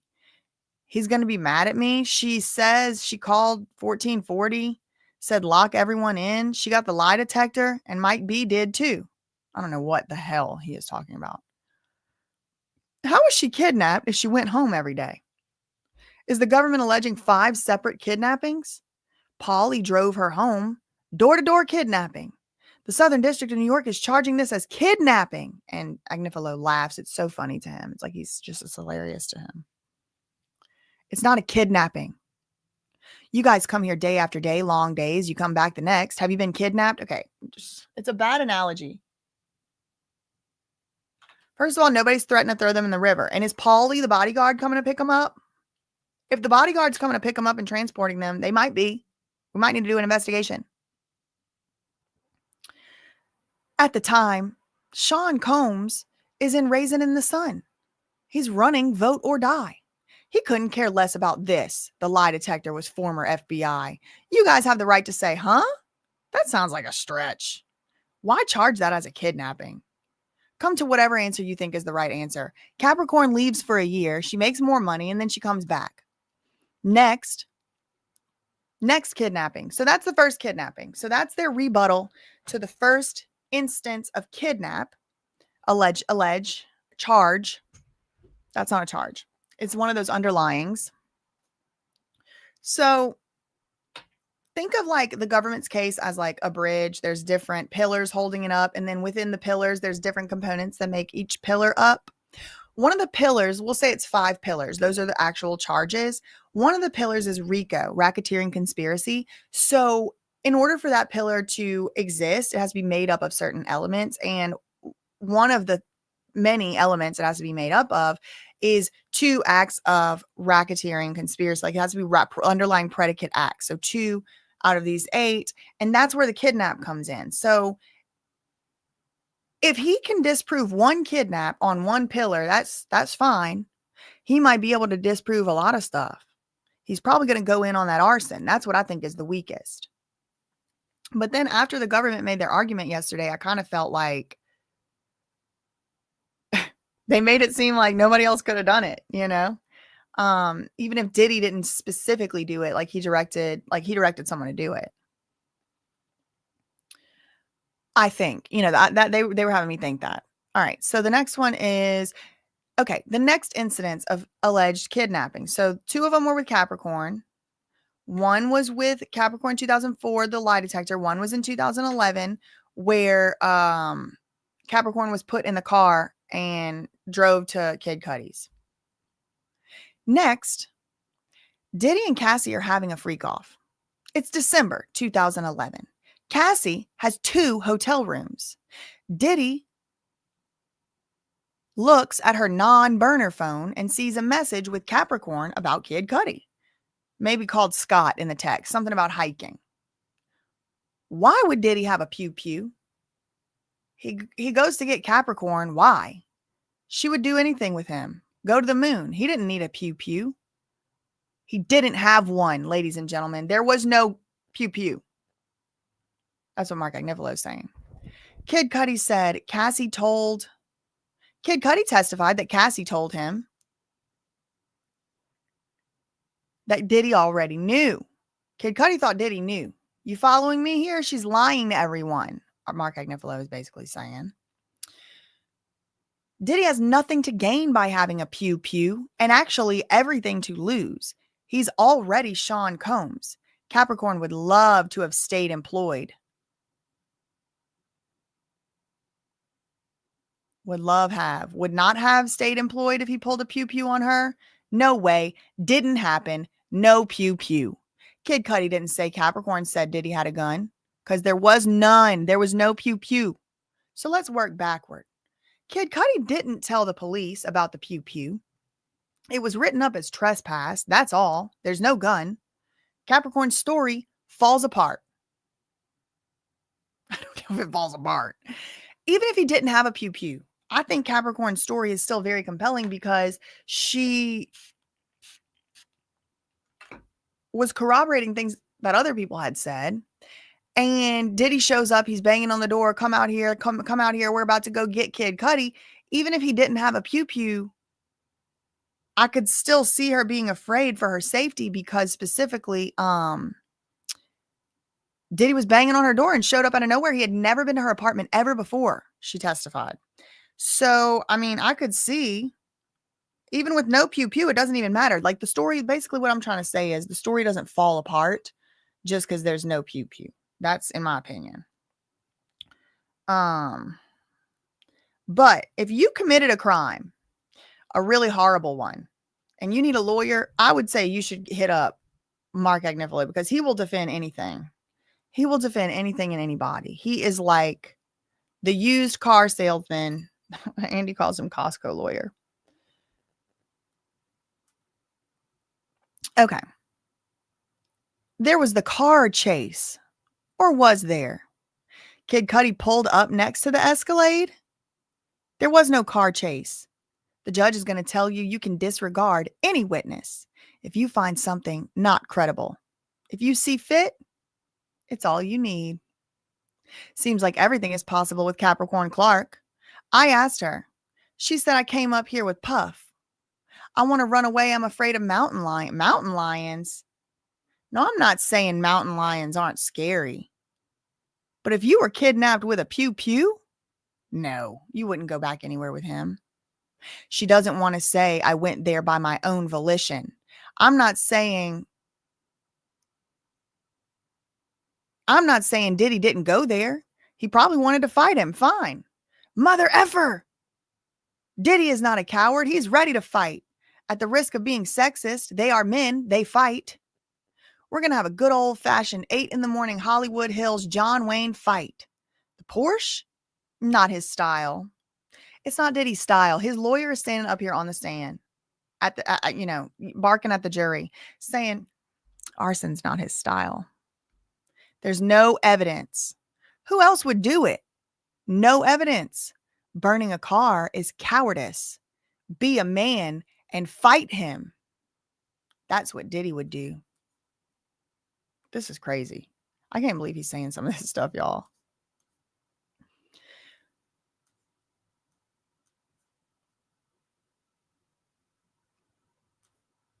What's in the car? Molotov boom boom. Why not show you the glove? I am suggesting something? Yeah. Am I suggesting something? Yes. Their investigation sucked. It's terrible. 2 fingerprints. What happened? Well, I don't know. You're going to determine his fate on arson? On this? On that, I agree. The arson thing, no. I don't think that I don't think that they proved enough evidence of this. Like, Diddy did it for sure. He should go to jail for the rest of his life on the arson. I think that alone isn't enough. I think they do need something else, but I think they got it. I think they have the something else. I think the something else has been had and got, and it's that substance distribution. And that's why they gave people immunity, to get them up there on that stand, to admit to distributing substances, to seeing Diddy distribute substances, Diddy distributing substances to them, Brendan Paul, right? We have many people saying Diddy distributed substances to them. We have many people saying they got substances from a plug and then distributed the substance to someone else. All this other stuff, we'll see. The DNA on the Molotov boom boom was consistent with a female contributor. That witness was not helpful. If it had come back consistent with Diddy, they would have bragged about it. But the investigator actually never followed up. He did try to find Cassie. And he said Capricorn's brother obstructed him. They're the ones who fought. Now, I'm not saying Capricorn did it or Cassie did it. We're not here to solve the world's problems, ladies and gentlemen. Cassie's father didn't call him back. The witness was mad. I guess that's Kid Cudi. Draw your own conclusions. Yeah, they're trying to say Cassie or Capricorn put the boom boom in there. But even if they did, I would still need to know for sure if Diddy didn't tell him to do it.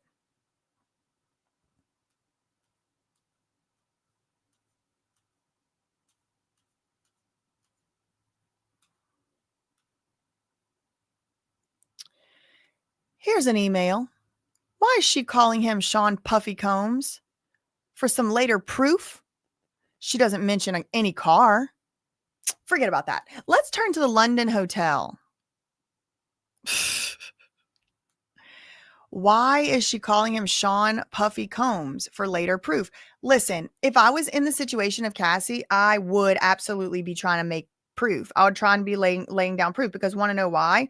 Because when you get to court and they hire some Mark Agnifilo type and you just wrote Sean, then they're going to be like, how many Seans have you in your life?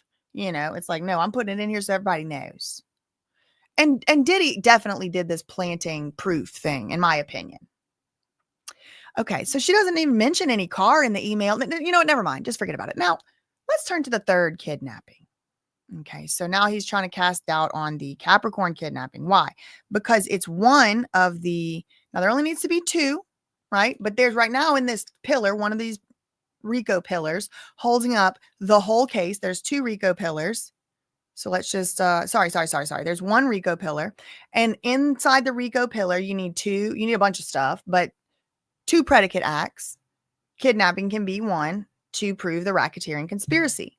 So, kidnap and arson are in there. The arson is the Kid Cudi car.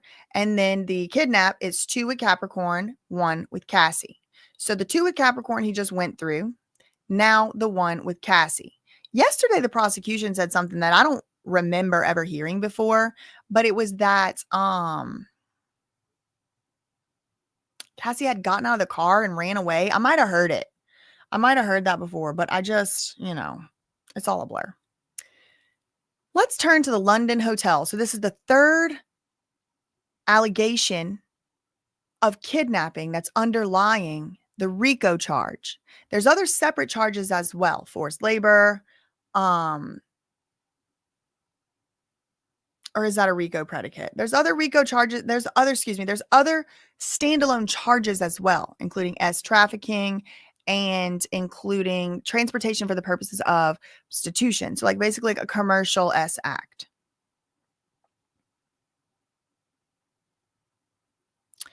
Let's turn to the London hotel. If you want to go to someone else's house, it's not a kidnapping. It's unfair. Cassie is public too. I don't know what that means. Hopefully we'll get some more insight from the other sources. Remember, Cassie also didn't want the tape out. She had a movie coming out. Let's go back to what was said about the hotel staff maybe leaking the footage. They were worried about publicity, not a misdemeanor. Guess what happens? Guess what happened? The tape was sold. Okay, this is a good point. Because yesterday the prosecutors were like, Diddy wasn't worried about publicity. Maybe he was. Maybe he was worried about his reputation, but he was also worried about getting in trouble with the law. He was worried about what was going to happen if the cops saw that tape. But here's Mark Agnifilo saying, no, he was actually worried about publicity, not getting arrested. Because ladies and gentlemen of the jury, guess what happened? With that tape, that did still survive. It still got sold to CNN. So he must have been worrying about something correctly because the tape did get sold. The police were nowhere near this situation. Is Diddy acting like a fool? Calling Cassie and saying the police are about to arrest him? She's freezing him out, as she should. He's just trying to get her attention. He leaves. He then goes to her apartment. Okay, good. We're going to get Mark Agnifilo now defending the abuse. We got 2 new updates from New York Times 6 minutes ago, one from Julia Jacobs. Mark Agnifilo moved on to the allegations that Diddy arranged for a Molotov boom boom to be thrown into Kid Cudi's Porsche in 2012 after learning of his relationship with Cassie. The defense lawyer suggested that this approach was not Diddy's style for handling conflict because that was cowardly. Focusing on the evidence, Agnifilo noted that a partial DNA profile found in the bottle was that of consistent with a female. His point was there was no hard evidence drawing a connection between Diddy and the arson. But yesterday, the prosecution argued that it was absurd to suggest that Diddy wasn't responsible, reminding jurors that Cassie testified he threatened to blow up Kid Cudi's car not long before it was torched. 3 minutes ago, we have another update from New York Times. Quote, here, we have another one for the ages. Kidnapping. Mark Agnifilo said sarcastically as he transitioned to the alleged incident when Cassie was made to stay at a hotel while she recovered from domestic violence wounds. He argued that Diddy and Cassie shared motivation in this scenario, and the shared motivation was avoiding bad press.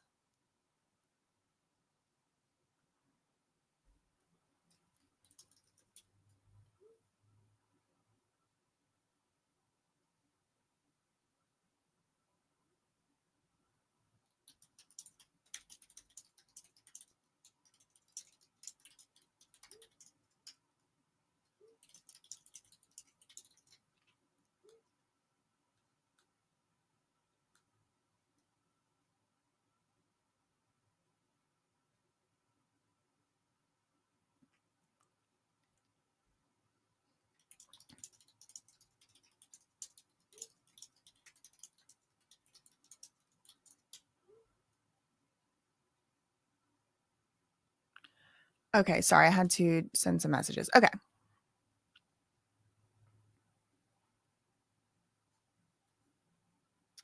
3, I think, new updates from CNN. One from 16 minutes ago. Defense continues to try to cast doubt on Capricorn Clark's kidnapping allegation. Mark Agnifilo recounted the kidnapping allegation made by Diddy employee Capricorn Clark, who said Diddy came to her house with a pew pew and brought her to rapper Kid Cudi's house in December 2011. Mark Agnifilo said that Capricorn Clark was probably so honored that Diddy finally came to her house for the first time. This man is crazy, y'all. If he asked her to take a trip to the moon, she was going to go, and he knows that. He doesn't need a pew pew. He pointed out that Kid Cudi testified that Capricorn didn't mention a pew pew when she called them that day. Had Capricorn said pew pew, I think Kid Cudi would have remembered that. You're not going to forget that. That's one of those fear words in our language. Yeah, that's why I can't say it on YouTube. Kid Cudi also didn't mention a pew pew to the responding police officer, adding that the officer wrote up the incident as trespass. Agnifilo says there's no evidence Diddy had anything to do with setting fire to Kid Cudi's Porsche. Defense attorney Mark Agnifilo knocked Capricorn Clark's credibility and the validity of her story. He said Capricorn Clark had to lie about the pew pew so it didn't seem like she was helping Diddy. She doesn't want to give the impression that she's like part of this. The defense attorney acknowledged. Okay, so basically he's saying like, yeah, she had reason to lie because she didn't want to like basically be like, yeah, no, I got in that car on my own free will and I wanted to go over there and help. She doesn't want to give the impression that she's part of this. The defense attorney acknowledged, that's Mark Agnifilo, that Diddy was at Kid Cudi's house that day. He acknowledged that responding police officer did catch the Escalade license plate that was linked to Diddy's company. Agnifilo said the incident shows that Diddy is a fighter who would look for a good old-fashioned fist fight to confront Kid Cudi. So it would be out of character for him to plot a car boom boom. There's no evidence that he had anything to do with that Porsche, Agnifilo said. Blowing up Kid Cudi's car would have been a coward's way out, said Mark Agnifilo. He's going to fight him, not blow up a car. Talking about Diddy. Agnifilo said that the investigation into the arson was a terrible investigation, asserting that the investigator didn't know what happened to the fingerprints that were recovered. He underscored the investigator's testimony that a partial DNA profile from the scene was consistent with a female. Now, Kid Cudi testified that his Porsche was set on fire with a Molotov boom boom in January 2012 after Diddy learned just a month earlier that Kid Cudi and Cassie were dating. The Porsche was damaged beyond repair. Okay, let's go to...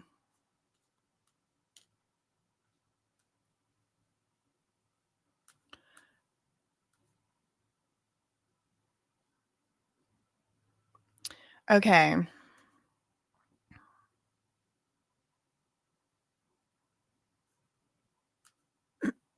Okay, so let's just catch up on the Washington Post stuff because it's 11:02 and we haven't even read one single thing from them. So let's do that and we'll start from the beginning. 1 hour ago, the prosecution needed a strong summation yesterday to pull together a case that at times appeared disjointed and unwieldy. Prosecutor Christy Slavic delivered. She was methodical and clear in her nearly 5-hour presentation, breaking down the charges against Diddy and lining them up with evidence her team presented.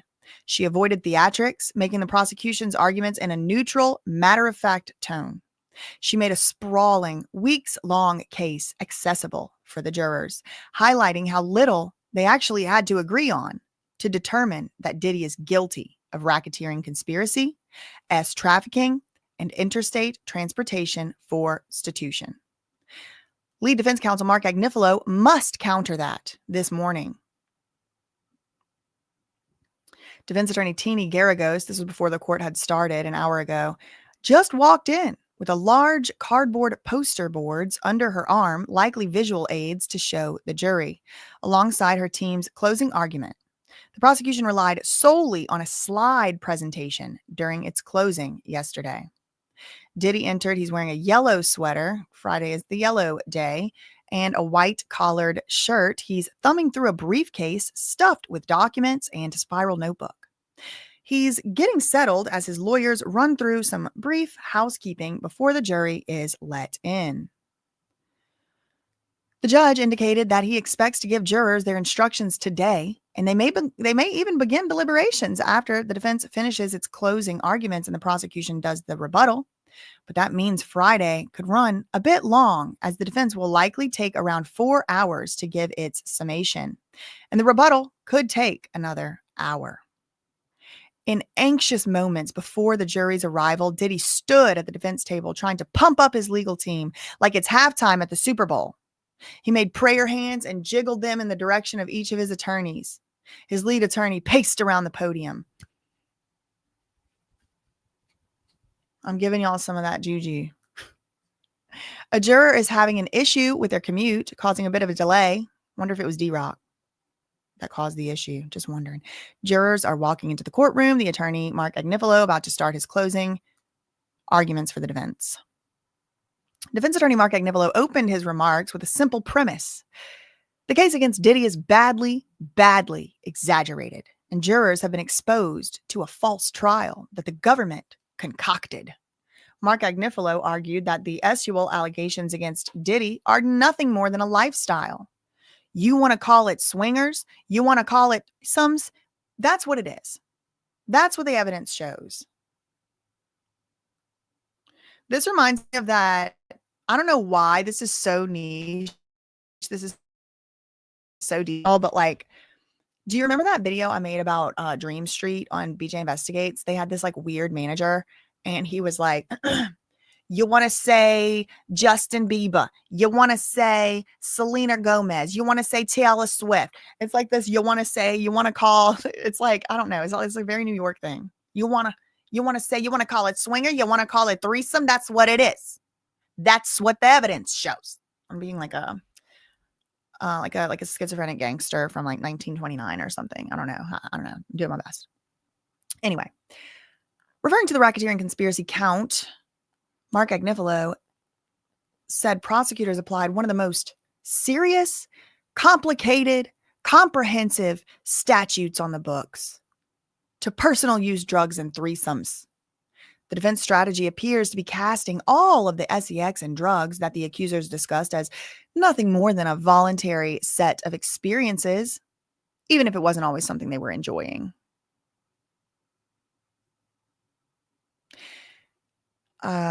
Sean P. Diddy Puff Daddy Combs, successful Black businessman, champion of DEI. That's what Mark Agnifilo is highlighting at the top of his closing arguments this morning. Sean Combs has become something that is very, very hard to be. He is a self-made, successful Black entrepreneur. He was pacing back and forth when he said it. He's built wonderful, sophisticated, real businesses that have stood the test of time.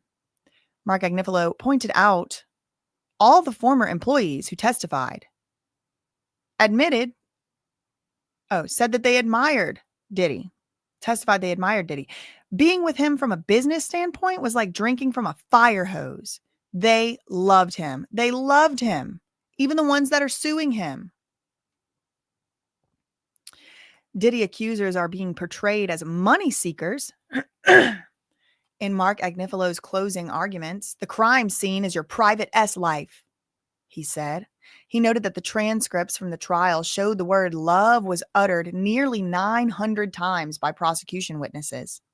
He said Diddy's accusers did not even disclose their allegations to criminal investigators. Instead, they filed lawsuits because in actuality, this is all about money. Quote, nobody calls the FBI. Nobody calls Department of Homeland Security. Nobody calls anybody. Actually, they do call somebody.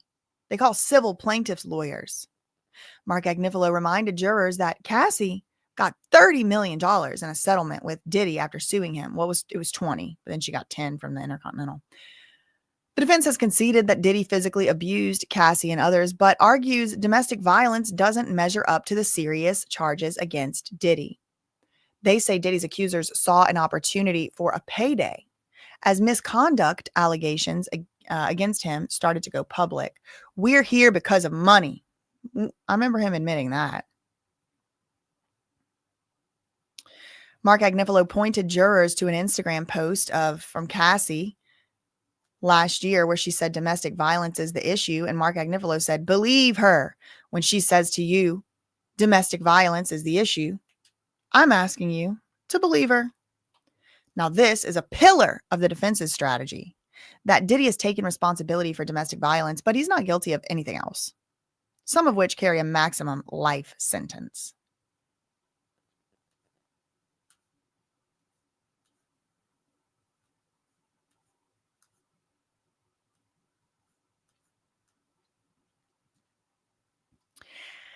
Mark Agnifilo called Cassie's abusive relationship with Diddy a modern-day love story.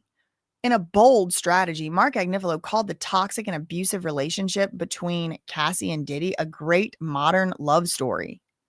The defense attorney also told jurors that the couple's text messages, many sexually explicit graphic examples of which were read during the trial, were some of the most beautiful things he had ever read.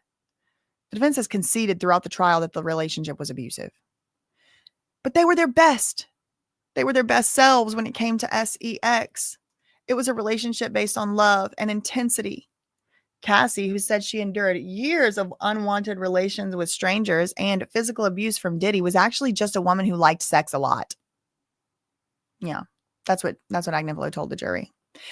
And he said that she actually loved it. And he remarked, she's beautiful. She should.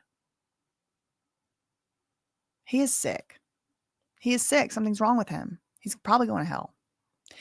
In stark contrast to the prosecution's very structured and neutral closing argument, defense attorney Mark Agnifilo has been animated and theatrical, pacing in front of the jury box, his voice raised, almost cracking at certain points as he bellowed and mocked the government in his final remarks. He's just a clown. He's out here playing a clown. A freewheeling Agnifilo who has referred periodically to his notepad has gone on long riffs. There are no visual aids so far, something the lawyer highlighted to jurors, perhaps in an attempt to appear more authentic. But it's risky because jurors could just as easily read this performance as erratic. Much of Mark Agnifilo's summation is hard to hear on a courthouse video feed because he isn't standing still in front of the microphone. Instead, the defense attorney is pacing back and forth in front of the jury box. We have a new update from CNN. Scenes from the courtroom. Agnifilo is pacing in front of the jury while Diddy is very fidgety. Is he sitting there doing this? I predicted we'd have a bobblehead moment. He's straying. Okay, wait. He's pacing back and forth in front of the jury box as he makes his presentation, and he's straying from the microphone as he speaks, making him difficult to hear at times. But at the same time, Diddy is very fidgety, tapping his foot on the floor under the table, shaking his legs, fidgeting with his hand. He appears to have nervous energy. His face also looks stoic today. He had passed a note to his attorneys. Now, the assistant U.S. attorney, Maureen Comey, is rolling her eyes. She cannot even help herself. She's rolling her eyes now more than once, and she had a smirk throughout Agnifilo's closing. And I've had this face, and I've done this in court before, whenever that lying liar was lying about me in court, who owes me money now, for slap suits, and who has not successfully won a single thing against me. When that lying liar and her lying lawyer were lying about me in court, I was sitting there doing that too. I was like,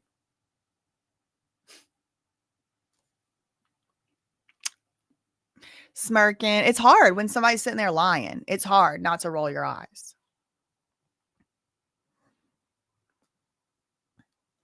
Attorney Xavier Donaldson on Diddy's defense had his head in his hand at one point, like this, like this, like this. I don't know what that means.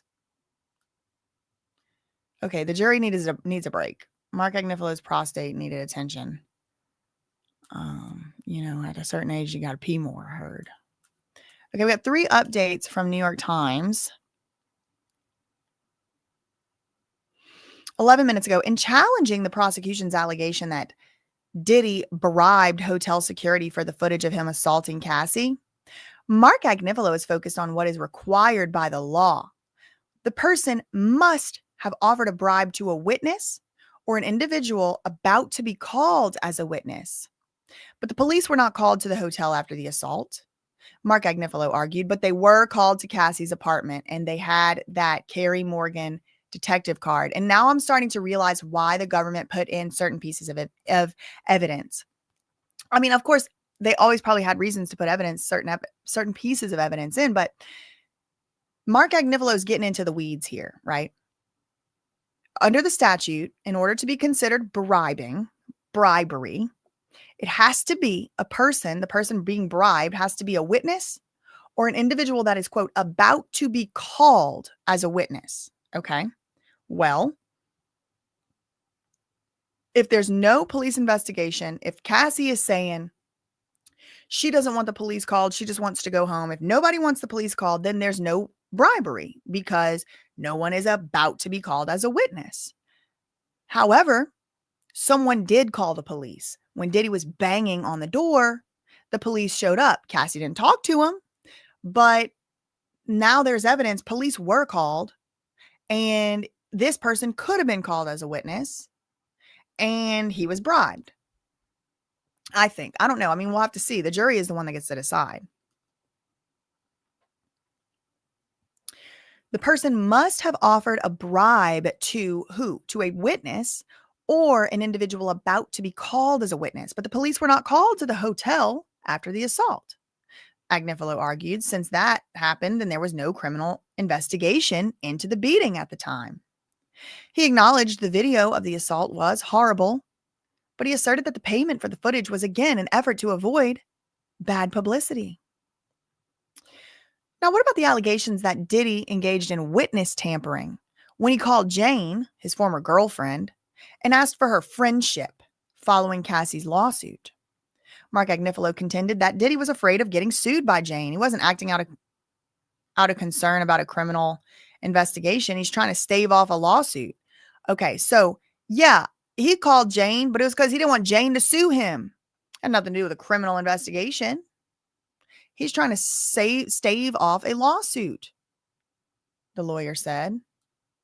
2 minutes ago, we're on a break. And outside the presence of the jury, the lead prosecutor, Maureen Comey is mad, y'all. We're on a break. And outside the presence of the jury, Maureen Comey had complaints about what she has called deeply objectionable commentary.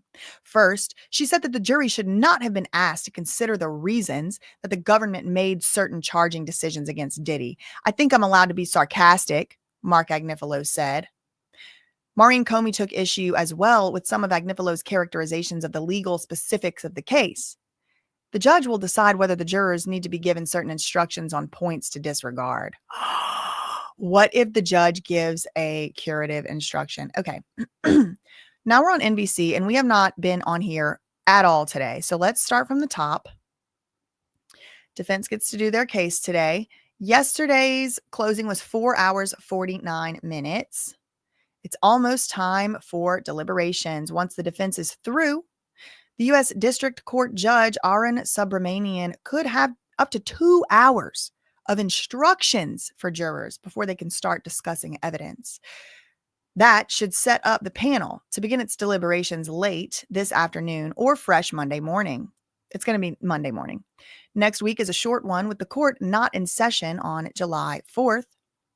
Closing arguments for the defense started about 2 hours ago. Mark Agnifilo is going to be delivering them. Should last about 3 hours. So his only going to last 3 hours. So he's already been going, an hour and a half?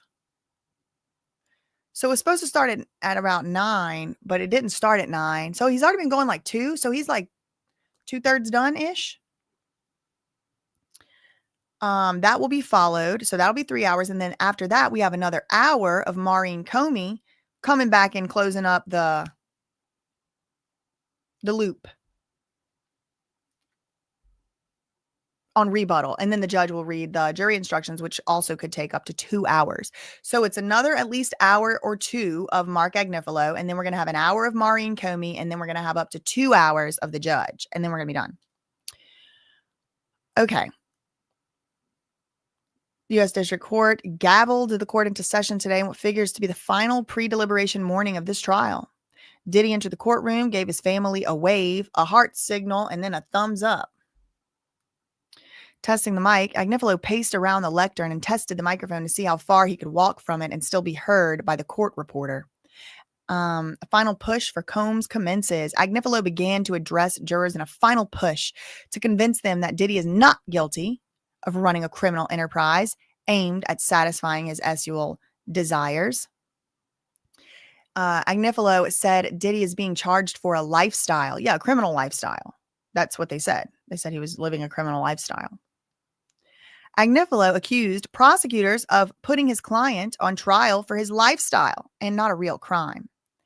This is a trial of a lifestyle. If you want to call it swingers, that's what it is. And that's what the evidence shows. The prosecutors have charged one of the most serious, complicated, and comprehensive statutes on the books. The defense lawyer called his client a highly successful businessman. Sean Combs has become something that is very, very hard to be. He is a self-made, successful Black entrepreneur. Employees still loyal to him, attorney says. Agnifilo leaned heavily on the devotion of Diddy employees who, even after testifying to violent or irrational behavior by their boss, said they were still grateful to work for him. The attorney conceded that working for Diddy was like drinking from a fire hose. Did they always like him? No way. But they loved him, even the ones who are suing him. Then he started mocking that America is safe from Astroglide. Diddy's bedroom proclivities have been on full display at this trial, the whole trial. But Agnifilo said the government didn't really make its case to show his client is a criminal kingpin. Way to go, fellas. You guys just do you. They took Astroglide and baby oil, and that's the evidence in this case. There is nothing about the businesses to make it a criminal case. Defense concedes that Diddy beat Cassie. Agnifilo said his side of the table didn't fight the allegations that Diddy battered Cassie. We own the domestic violence. I hope you guys know that. But Agnifilo urged jurors to remember the charges facing Diddy. He did not do the things he is charged with. He might have did them. He didn't kidnap anyone. He didn't obstruct justice, and he's going to fight to the death to defend himself against what he didn't do. Diddy and Cassie actually had a great modern love story, Agnifilo said, despite the stomach-turning violence that marked so much of it. It's complicated, but they truly are. But they are truly in love with each other, and that is what defines their relationship. It is based on love. Cassie eventually left the relationship because she always had the freedom to do so, Mark Agnifilo said. If racketeering conspiracy had an opposite, it would be their relationship. Moments after conceding that his client savagely beat Cassie, Mark Agnifilo called her a gangster. Despite all that Cassie suffered, Agnifilo said she wasn't defenseless. He said, quote, "I'm not going to be judgy, but she played him good. And that's not something just anyone can do." Cassie did have a relationship with Kid Cudi, and she used a, quote, burner phone during her time with Diddy, all showing that Cassie is like a gangster, according to Mark Agnifilo. 1 hour into the defense's closing, Agnifilo has been speaking for a little more than an hour, and Diddy appears now to be fully engaged. He was sitting up close to the defense table next to Brian Steele and Alexandra Shapiro. His energy and attention looked to be much higher than during yesterday's 5 hours. That Adderall kicked in, y'all. I don't know. I'm just kidding. I don't know. It's a joke. It's comedy. His energy and attention looked to be much higher than yesterday during the prosecution's closing arguments. 35 minutes ago, Mark Agnifilo said it is nonsense to accuse Diddy of torching Kid Cudi's Porsche. Diddy denies he tossed a Molotov boom boom into Kid Cudi's Porsche. Well, nobody said the government even said that yesterday. She said, ladies and gentlemen of the jury, don't make any mistake here. We don't think, and we're not suggesting, that Sean P. Diddy Puff Daddy Combs walked up and dropped it down and cut the hole himself. No. Look at the messages. The man don't even order his own soup. Mark Agnifilo insisted that if his client had a beef with Kid Cudi, it would have led to a brawl, not to booming. Now let's talk about this nonsense with the Porsche. There is no evidence that he had anything to do with the Porsche. Nothing. Defense says Cassie wasn't kidnapped. It said she wasn't kidnapped when she was held in the London hotel. Earlier in the trial, Cassie testified about an incident in January 2009 when Diddy beat her after an event in LA and in an SUV and stomped on her face. When they got back to Diddy's home and he saw her face was bleeding and swollen, he had security take her to the London hotel in LA. She testified that she wanted to stay at Diddy's house to recover, but she wasn't allowed to. Instead, she was taken to a hotel where she stayed for about a week. Diddy's attorneys argued that she went to the hotel for her own good because they didn't want anything to happen in the press. The defense argued that it's not a kidnapping when you want to go to the house of the guy you're charging with kidnapping. It's not true. This is false. This is false. What a victim of a kidnap wants is irrelevant. The underlying legal question is the person free to leave? Are their movements restricted? And she said she wasn't allowed to leave the hotel. It wasn't just that she wanted to go somewhere else. It was that she couldn't leave and go anywhere. And Mark Agnifilo knows this. That's why I think it's so slimy what he's doing, and he's probably going to hell. Okay, 11 minutes ago, the judge called for a break. Mark Agnifilo's closing had gone for 94 minutes when the judge called for the break. The defense had earlier said its closing argument should last about 3 hours. So let's go to Inner City Press because I want to get caught up and I want to see what Maureen Comey said. They're arguing. This is crazy. Okay. All right, let's go back to Inner City Press. Let's get caught up to see what they're arguing about while the jury is in the tinkling and doing what they need to do in there. Most recent one we read was about 30 minutes ago. The police were nowhere near this situation, Agnifilo said. Is Diddy acting like a fool? Calling Cassie? Saying the police are about to arrest him? She's freezing him out, as she should, but he is just trying to get her attention. He leaves. He goes to her apartment. He's banging on the door, maybe with a hammer, maybe with a hammer. Maybe with a hammer. He even admitted that. Golly. Carrie Morgan said that's why the police came. A neighbor called. The Intercontinental has no police, period. So he cannot be guilty of bribery under California law, as the judge will tell you. We'll see. And then Mia, the witness who testified as Mia, she said she was out of Squirrel money. They should have told you that. Diddy was concerned about Cassie suing him. He was not aware of any federal investigation, if there was one. So it can't be obstruction. It can't be obstruction if Diddy didn't know about a federal investigation. He's trying to stave off another freaking civil lawsuit. And when it comes to Jane, he still might have a lawsuit. Okay, the judge asked for a break.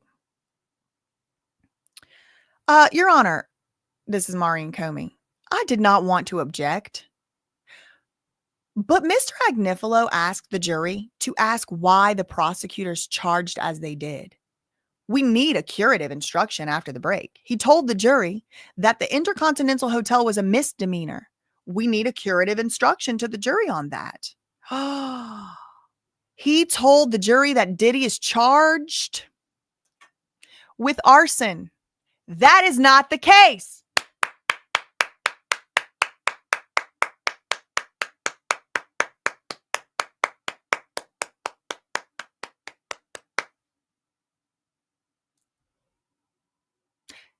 That is not the case, the prosecutor said.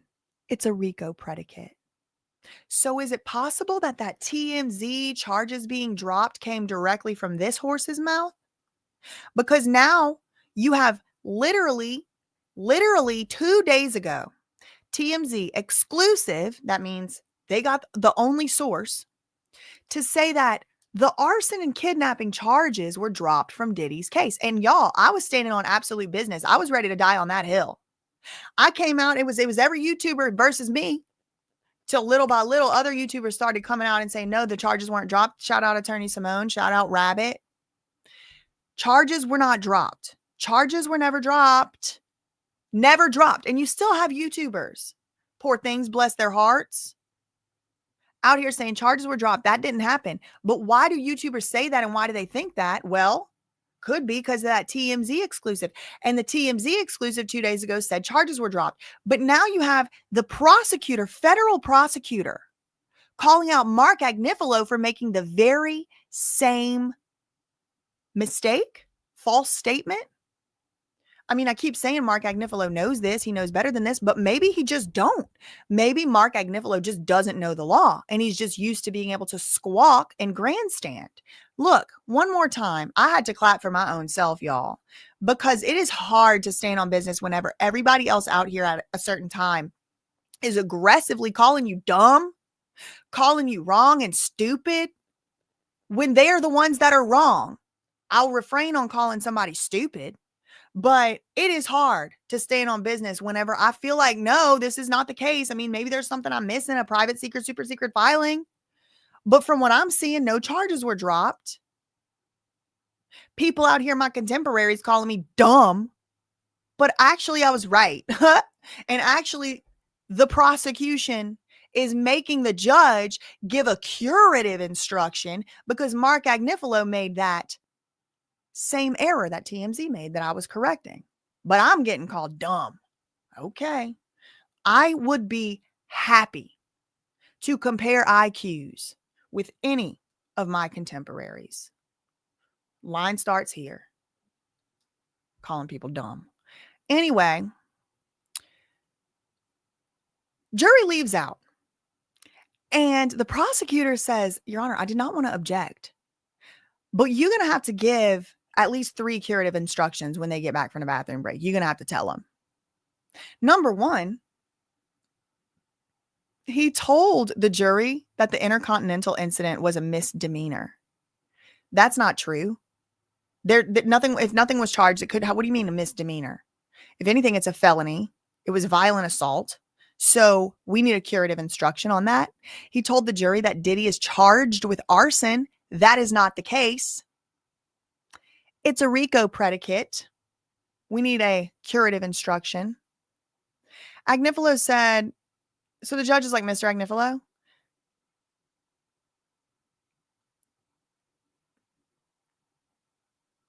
you can ask that or can't? Okay. He said, I was going to get to the RICO. On the rest, I'm allowed to comment. That's fair comment. The judge said, you said, why charge a kidnapping? You can ask that. I think he might have meant you can't ask that. I don't know. I know that inner city press is just like going as fast as he can, but it makes this right here. I don't know. It makes it where I don't know exactly know. Because he said, you said, why charge a kidnapping? You can ask that. But then what Agnifilo says next is, I think I'm allowed to be sarcastic. That's what I was doing. The judge said, okay. And the Intercontinental video?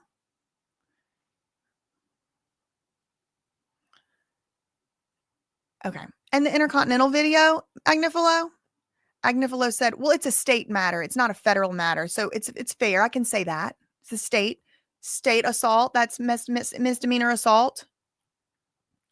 The judge looks over at Maureen Comey and goes, can the government propose a curative instruction? And she said, yes, we can after the break. So now they're on a break. So it looks like it looks like the judge is going to actually give curative instructions over things that Mark Agnifilo said in his closing, y'all. Thank you so much to That Nana's Bananas for the $10 super chat. Thanks so much, Tinker Bell Mama, for the $1.99. They changed our names to @names. That's weird. Thank you so much for the $1.99. Albert's World in 1991. It's Friday and the cousins know it. I know, right? Thank you so much for that $1.99. Thanks so much for the $5 super chat, Eluria. If Diddy is convicted and the feds go after co-conspirators, will you follow the trials of KK or D-Rock? Probably. I don't know. We'll see. It depends if there's another trial or something going on. But thank you so much for the $5 super chat. I am interested in it. Shout out to Isa for becoming a member. Shout out to Tara for becoming a member. Thank you so much to Debbie, 1977, for the 1999. Good morning. Come on, everyone. Let's flood BJ's pockets and show her how much we appreciate her. Yes, please. I could use some pocket flood. Thank you for that 1999. Thank you so much, Ari NC, for the 3,200. What is that, yen? Thank you for your hard work. I've been listening while working. I don't know what to listen to after this. You're the best. Oh, shout out to you. Thank you, Danny's Diary, for the $4.99 super chat. If the jury should believe Cassie when she said it was DV, why shouldn't they believe everything else she said? That's a great point. And it does kind of beg the question, right? Like, I'm asking you to believe her. Well, that means she's done said a lot of other stuff that they're gonna have to believe. I kind of see. I agree. I think completely Danny's Diary. Thank you for that $4.99. Thanks so much to Britt Bratt for the $4.99 super chat. Since the kids have been brought up, let the jury know his twins are the age of Cassie when she met their dad. Ooh, that would be a good one, Britt Bratt. Thank you for that $4.99 as well. Thank you, Noe, for the $4.99. It's officially, I officially believe the theory that these lawyers are into the same gross stuff as Diddy. His comments are nasty. It's nasty. Thank you for that $4.99. Thank you, Deb Kogan, 555 for the £5 super chat. This defense closing is sounding more and more like fan fiction. Agreed. I agree. Thank you for that £5. Thank you so much, Donna Burke, 9998 for the $99.99 super chat. Thank you, BJ, for all you do. You are truly blessed from your favorite Irish cousins. Shout out to the Irish cousins. Just look at her picture, y'all. Could we be cousins? I feel like I'm cousins with the Irish people and cousins with, what, I was in Finland one time and they were talking to me in Finnish like I was one of them. The only real difference I noticed is like I felt like I'm like a shrunken Finland person. Finnish. I'm like a shrunken one. Like they were all so tall over there. And I was like, but they were talking to me like I was, knew what they were talking about. I had no idea. Thanks so much for that $99.99. And shout out to the Irish cousins. Thank you, Jennifer, for the £2 super chat. He didn't own the DV until the video came out. Yep. It was reckless lies. Yep. Good point, Jennifer. Thank you for that other £2 super chat. A robust defense should still have a moral compass. That part.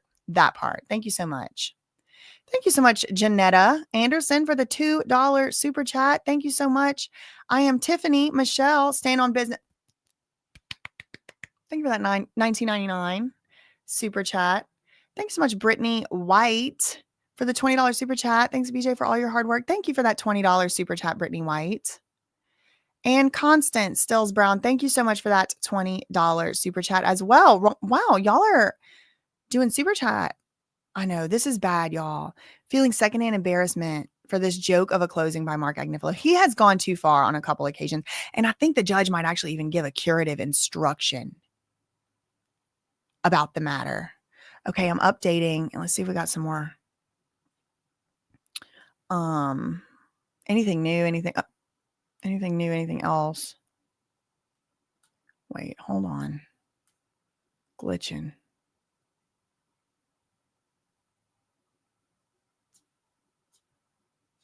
Okay, hold on. Let me just let it.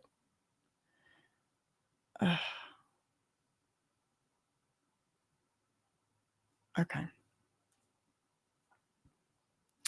Okay, they're still on their break. Let's go to CNN. The judge is back on the bench.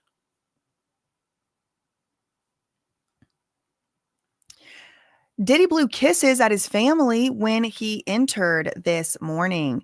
When Diddy entered the courtroom this morning, he blew kisses in his family's direction.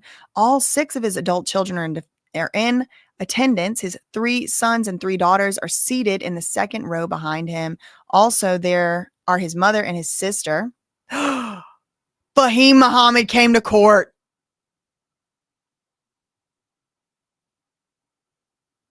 Breaking news, Fahim Muhammad is in court, probably because he knows his ass is about to have his own case. If I had to guess, they named his name. They named his name as one of the members of the enterprise, the loyal lieutenant level, not even the foot soldier.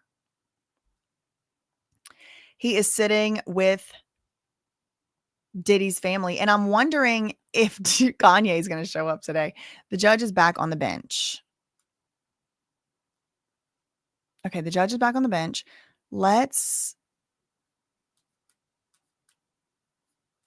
Okay, I think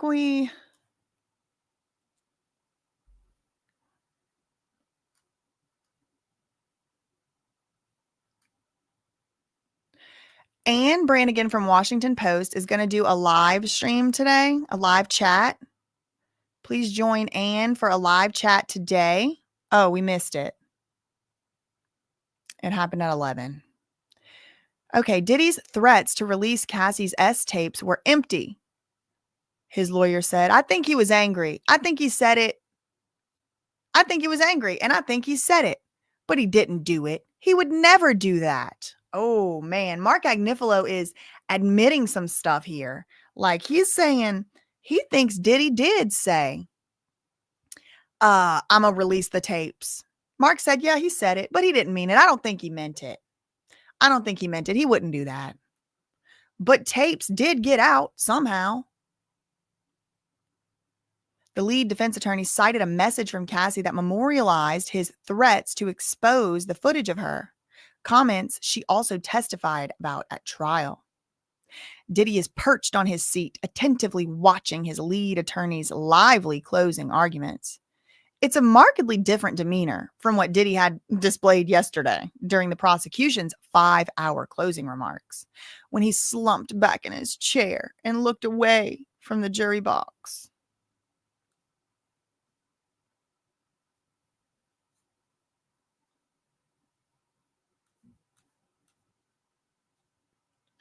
Oh, they must have heard.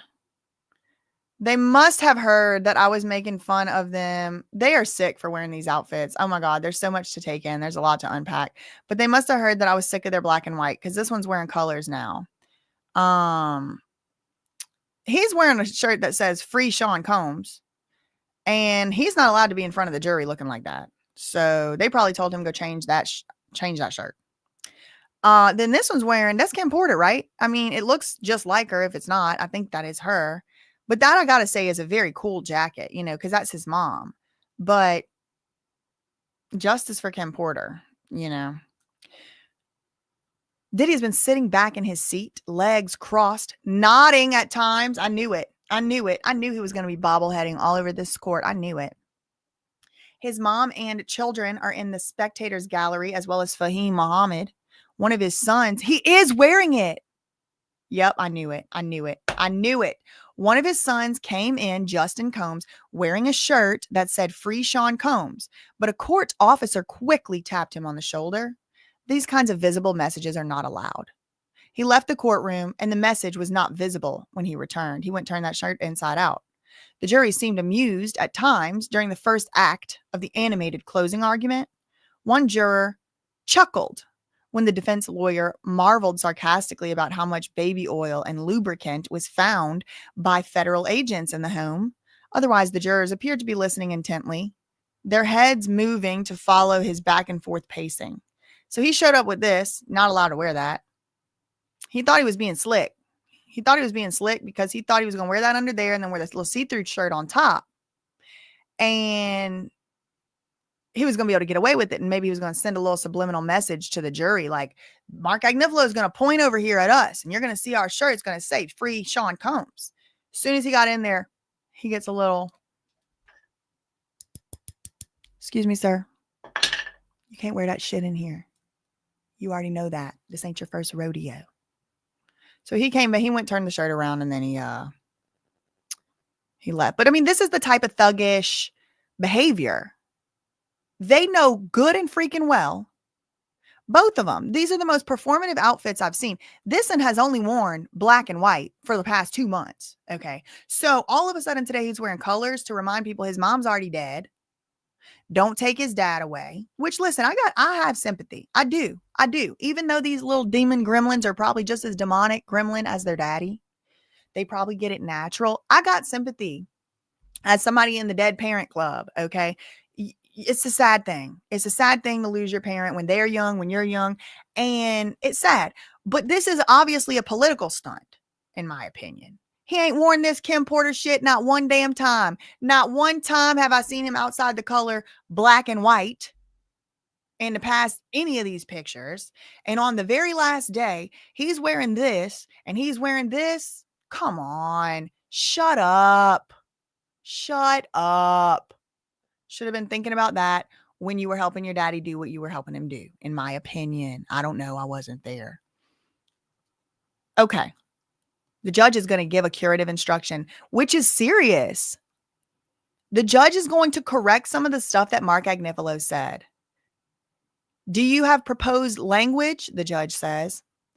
The assistant U.S. attorney said, yes.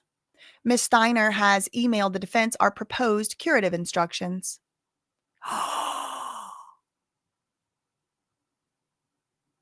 Y'all, look what the judge said.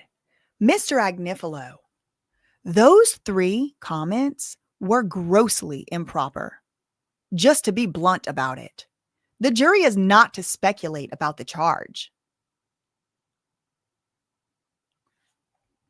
Let me retweet this.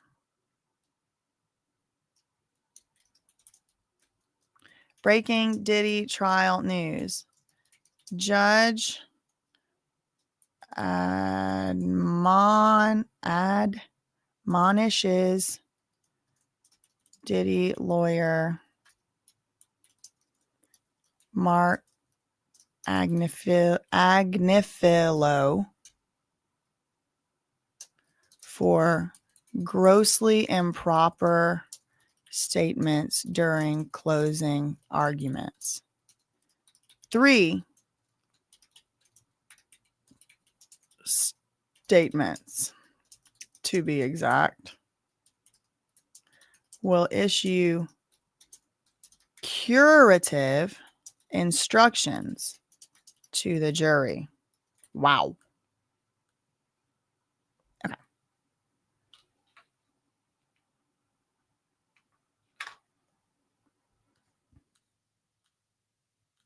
Oh, I can't wait to get a hold of that transcript. The judge says, I'm going to tell the jury.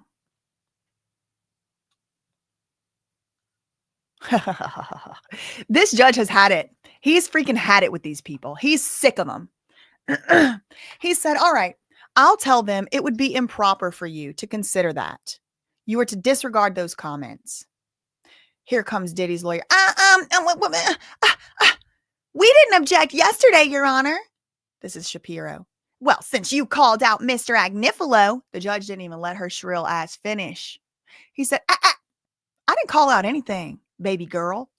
There was an objection. You could have objected yesterday. We would have dealt with it at that time. Called out. Since you called out Mark Agnifilo, he said, I didn't call shit out. The prosecutors objected, and it was grossly improper stuff he was saying. Diddy's lawyer.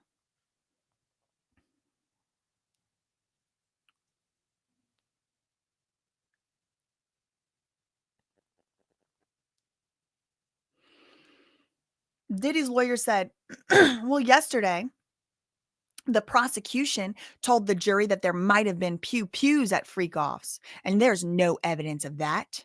That was outrageous. No one is doing anything improper. The judge said, you made no record of that yesterday, ma'am. Here, I'm not giving no multiple instructions. Just one. Snooze, you lose, bit. Too late. Too late.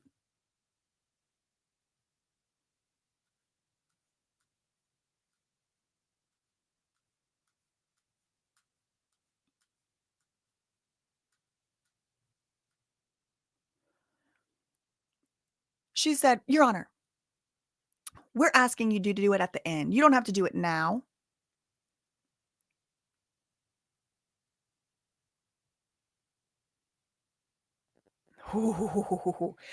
So Diddy's attorney's like, Your Honor, you don't need to give a curative instruction about what Mark Agnifilo said during his closing statement, during his closing argument right now. You can give that at the end. You can give that at the end. And the U.S. attorney said, no, it's needed right now. Why does she want it to, at the end? Alexandra Shapiro said, if you tell the jury this new curative instruction now based on Mark Agnifilo's grossly improper statements, then it's going to suggest that Mr. Agnifilo did something improper. But the judge, I will remind y'all, did say the 3 comments. It's not 1, it's not 2, it's 3 comments that he made were grossly improper. The judge specifically said the comments were improper. So then this freaking moron is like, well, if you tell the jury that he did something improper, it's going to suggest he did something improper. But the judge already said he did do something improper. Three somethings. Maureen Comey said, no, Your Honor, we need this instruction to happen now. Judge said, okay, let's bring in the jury. I'll decide what I'm going to do. Diddy leans over and whispers to Mark Agnifilo, who takes a note.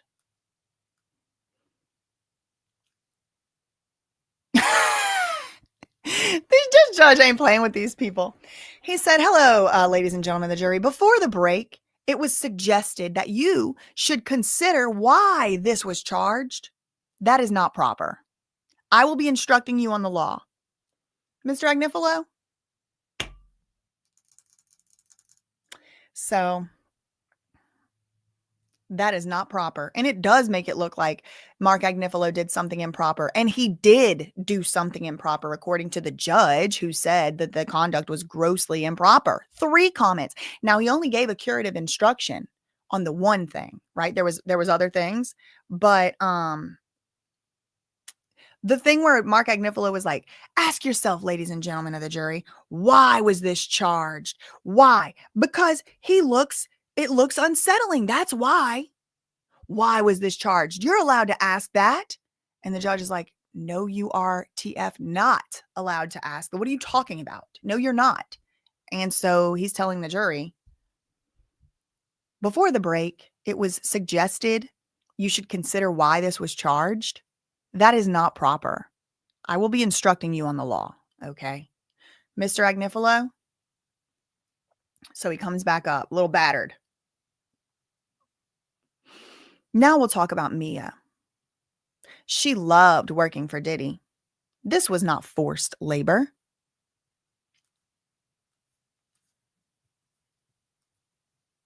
Remember the birthday video we showed? She was bubbly, poppin'. That's the real her. You are free to conclude that she put on an act here. If Mr. Combs felt it was improper, he would not threaten to tell Cassie.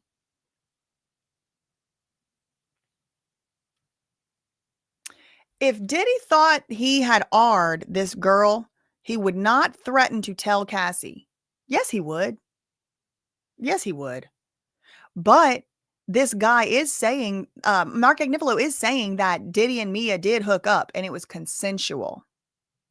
So he's not even denying that it didn't happen, just not that it was, it was consensual. So that's big because we didn't hear from Diddy in the trial straight from him. I mean, we heard from his voice notes, we heard from his text messages, his sexts, but we did not hear from Diddy himself in the trial as to the Mia allegations. She said that she was assaulted by him multiple times. And who knows what he would say about it. But Mark Agnifilo is saying it did happen. It was consensual. When Mia says it was not consensual, she is not telling the truth. There was no unwanted sexual conduct. Mia's feelings were not platonic. Mr. Steele questioned her about these wonderful pictures and slogans. Effusive, not just a job.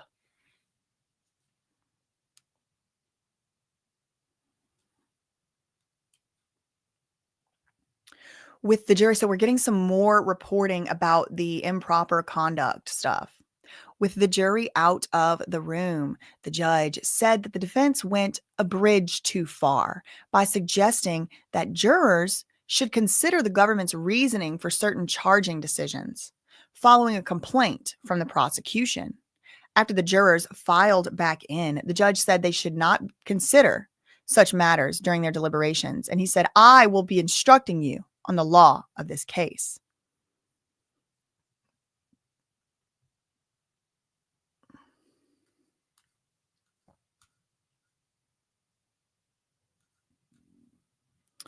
Okay, 3 minutes ago, when they return, judge tells jurors they should not consider prosecutors' charging decisions. Before the break, the assistant U.S. attorney asked the judge to give a curative instruction to the jury regarding 3 issues in Mark Agnifilo's closing argument. She said Agnifilo improperly asked the jury to consider why the prosecutors charged a particular racketeering predicate and stated the intercontinental video shows a misdemeanor assault. She also said he improperly suggested that Diddy was charged with crimes like arson and kidnapping when they're actually just predicates of the racketeering count. The judge said those issues were grossly improper, particularly the one about questioning charging decisions. The judge said he would give a jury a curative instruction addressing that issue. When the jury returned, the judge told them that there was a suggestion in the defense's closings that they should consider prosecutors' charging decisions. Quote, it would be improper for you to consider such matters in your deliberations, and you should disregard those comments. The judge also told the jury he would be the one instructing them on the law in this case.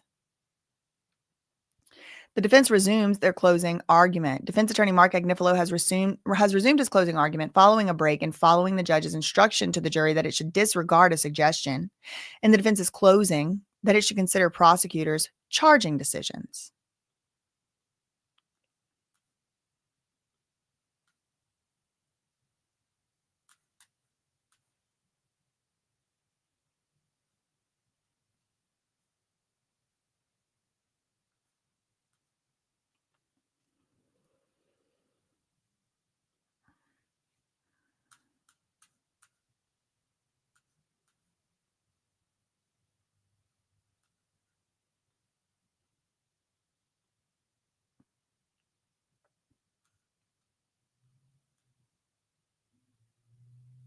Okay. Defense claims it has the right to be sarcastic. Lead prosecutor Maureen Comey complained to the judge about, from the government's point of view, improper arguments made by the defense. The defense at points made sarcastic comments about the charges against Diddy. Respectfully, Agnifilo said, I think I'm allowed to be sarcastic. Again, NBC kind of sus, not really like saying the full story, like what's the issue, why people are having problems, any of that. It's just like, oh, they're mad. No, not just from the government's point of view, improper arguments. Actually, from the judge's point of view, he ruled 3 of them to be grossly improper, just to be blunt. So again, NBC not as reliable as I would like to see. Okay, before jurors re-entered the courtroom,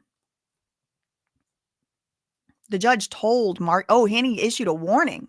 He gave Mark Agnifilo a warning.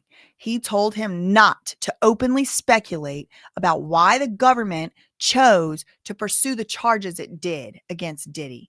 Mr. Agnifilo, for you, please don't do that again. It's grossly improper. Okay. So not just from the government's point of view, but also from the judge's point of view, NBC.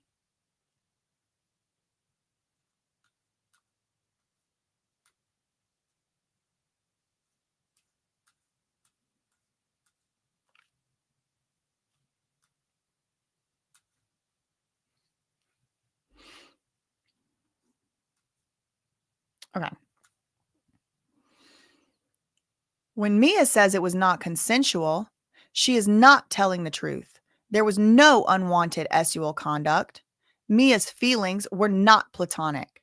Mr. Steele questioned her about these wonderful pictures and slogans. This is a demonstrative. You can't take it into the jury room. But consider the scrapbook she made. I'm going to read it to you. Happy 45th birthday, Puff. This is from 1991 to 1999. I hope it stirs up nostalgic feelings. How great you've become. She loved him. You can't fake that. That's real. Don't lose sight of that. It's not just business. He gives people a home. Look at this picture. Think of a word that comes to mind. Joy. There's KK, D-Rock, Fahim. It's a photo of the staff. AKA co-conspirators, as according to the government.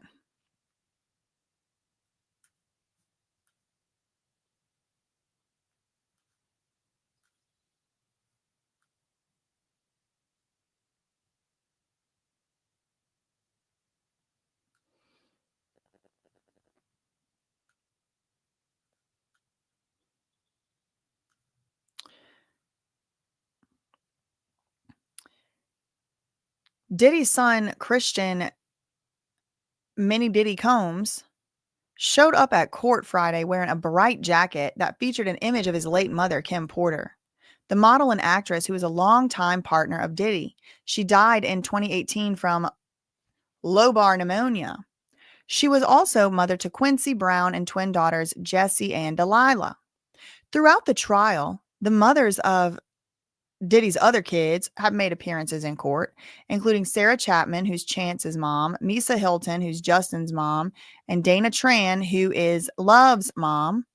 Their presence may be an effort to convey a positive image of Diddy's relationships with his former partners. And this one was wearing a free Sean Combs shirt. The jury is back in the courtroom.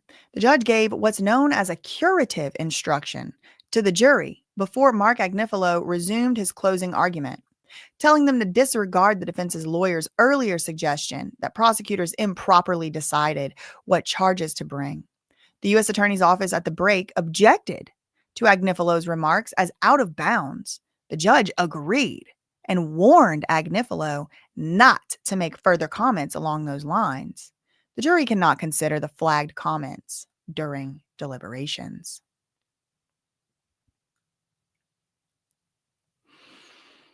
Mark Agnifilo backed up.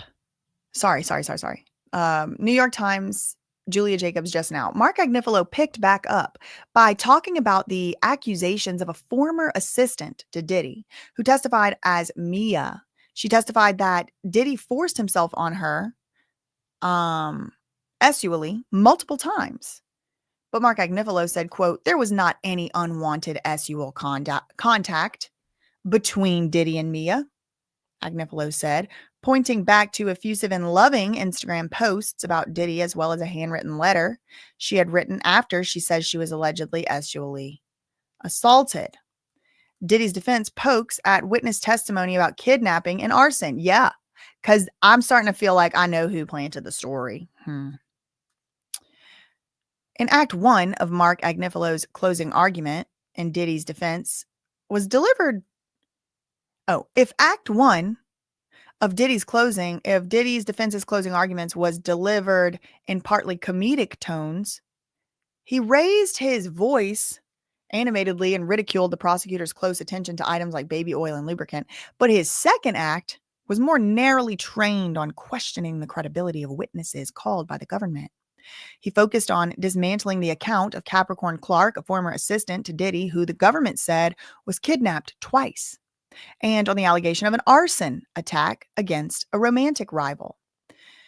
Their emphasis appeared to represent an overall strategy by the defense of attacking allegations made by the government that it thinks are particularly weak. Capricorn testified that in 2004, she was subjected to 5 straight days of lie detector tests over stolen jewelry or missing jewelry that Diddy had borrowed from Jacob the jeweler.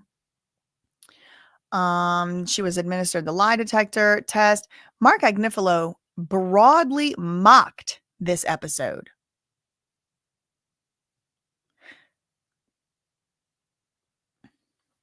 Each day, Capricorn Clark testified that she was driven home to Queens before returning to another day of lie detector tests. A door-to-door kidnapping? It's just not a kidnapping. Mark Agnifilo questioned the logic of the government's argument, asking, were the jurors kidnapped also? Because they were stuck in court for long hours? Anyone feel kidnapped? Agnifilo said. Throughout his closing argument, he has let his voice crack or slip into high registers to underscore his sarcasm. I don't know if he let the voice crack or he's just manic. He also argued that there existed implausibilities in the second kidnapping allegation involving Capricorn that were so great, the jury should disregard her testimony entirely.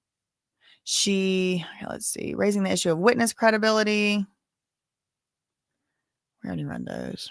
I'll save my voice a little bit. That one's long. Showing an Instagram post from Mia with a photo of Diddy's employees and friends posed and smiling, Mark Agnifilo said sarcastically, "This is your racketeering enterprise." Yeah, I mean, it could be. Like, I don't think his points are fully landing like how he thinks they land in Girl.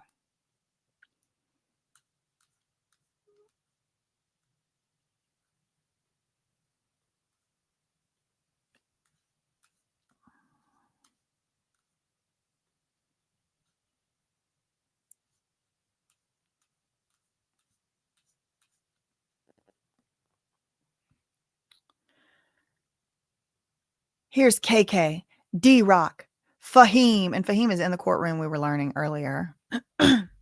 He created a remarkably special place. He moved people in their hearts and souls. When Mia is told she was being fired, that she was going to leave this special place, she said, "My life is over." OMG, WTF, Mia, that's not funny. Agnifilo says, racketeering co-conspirator. KK writes, "Mia, answer your phone or I'm going to call your parents." That last thing she wanted to do was leave. And it's forced labor. Woo! Okay, anyway. Okay, let's turn to substance distribution. The US said personal use is a distraction. Yes, they did. Brendan Paul said these were personal use substances.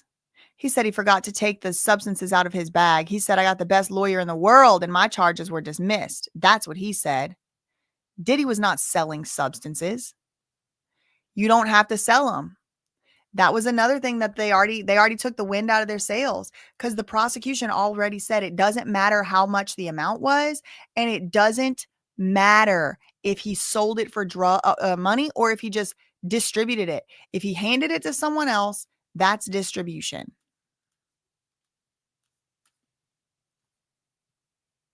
Cassie said he was a substance addict.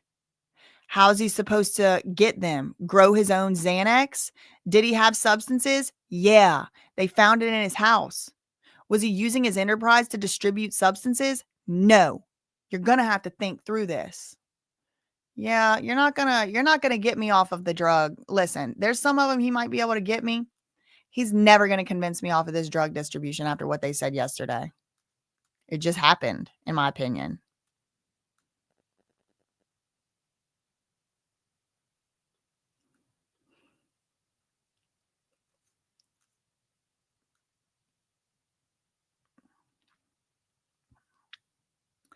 Defense attacks Mia testimony. This is where love and money come together. NBCnews.com 2 minutes ago.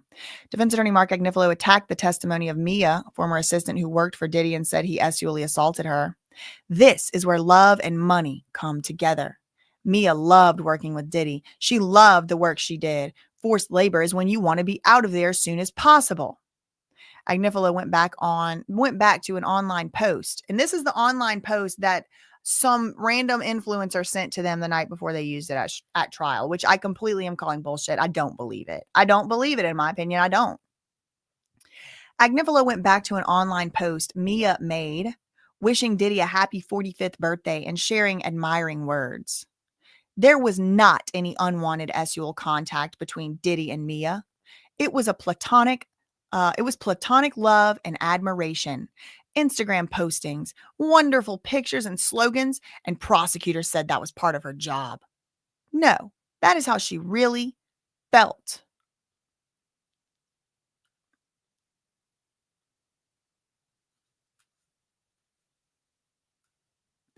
A new update from CNN 1 minute ago. Agnifilo saying sexual contact between Diddy and Mia was consensual. Turn back to the topic of Mia, a former Diddy employee who testified using a pseudonym and recounted multiple alleged instances of physical, emotional, and sexual abuse. Mia testified with a false persona in court, Agnifilo said. He said the bubbly person in the birthday video that the jury watched is Mia's true personality, and Mia falsely testified that Diddy sexually assaulted her. This was not an unwanted sexual contact. Mia testified that Diddy sexually assaulted her on multiple occasions. She said that Diddy R''ed her and on another occasion forced her to do another act. Agnifilo told the jury that Diddy and Mia actually had consensual sexual contact. So he's at least admitting that something did happen. The jury should believe that because they saw a text from Diddy to Mia when he threatened to tell Cassie. Cassie doesn't know about it, and Mia doesn't want Cassie to know about it, Mark said. He questioned why Diddy would threaten to tell Cassie about something he wrongfully did to Mia, because he was always planning on saying it was consensual. That's why. He was always planning on saying, oh, I didn't know. I thought she wanted that. That's obviously his MO. Agnifilo referenced positive social media posts that Mia posted about Diddy, asserting that was how she really felt. He showed the jury a scrapbook Mia created for Diddy for his 45th birthday and called it an act of love. He then showed the jury a photo Mia posted of a group of people, including several of Diddy's employees like Christina Karam and Fahim Muhammad. CNN is just allergic to typing names out. Think of a word or phrase that comes to mind. Family, home, belonging. Agnifilo asked, racketeering enterprise?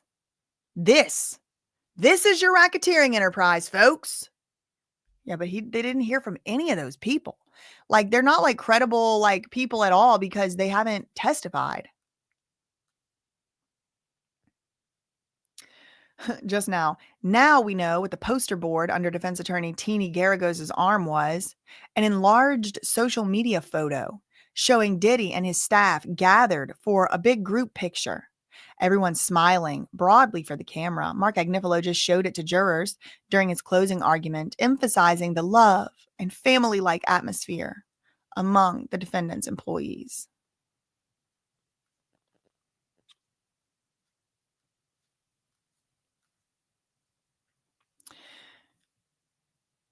Didn't Mia go to work for Madonna? That's how people use personal assistants. I don't expect we're going to see Beyonce in CVS. The assistants buy Astroglide. It's not what the company is doing. This is not a racketeering act. Now I'm going to RICO.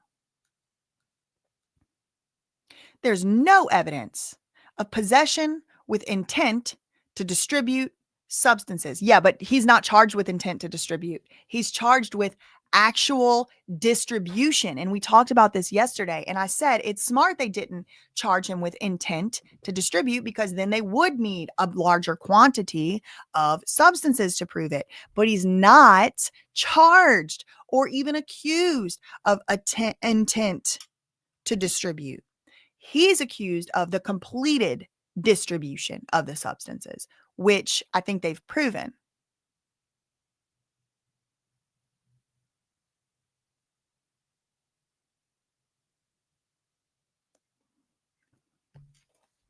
So then Agnifilo brings up one instance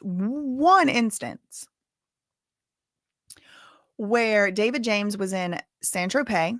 He asked to get some cocaine from somebody, and the person said, anything to do with Sean Combs? And he said, no. He kept it from him. Why would he hide it? So the guy did testify there was a time that he got substances for somebody else and he kept Diddy out of it. And this was in Saint-Tropez, but that's one time. That's literally one time. Like, what about every single other time? He's going to have to go through a long list. New update from New York Times. Did Diddy possess substances? Absolutely, his lawyer said. He obviously has a drug problem. But Mark Agnifilo fervently pushed back on allegations that Diddy ran a racketeering conspiracy responsible for possession of drugs with intent to distribute. Possession with intent to distribute is not what he's charged with. He's charged with distribution. This is personal use drugs, Agnifilo said, suggesting that serious federal charges were exaggerated.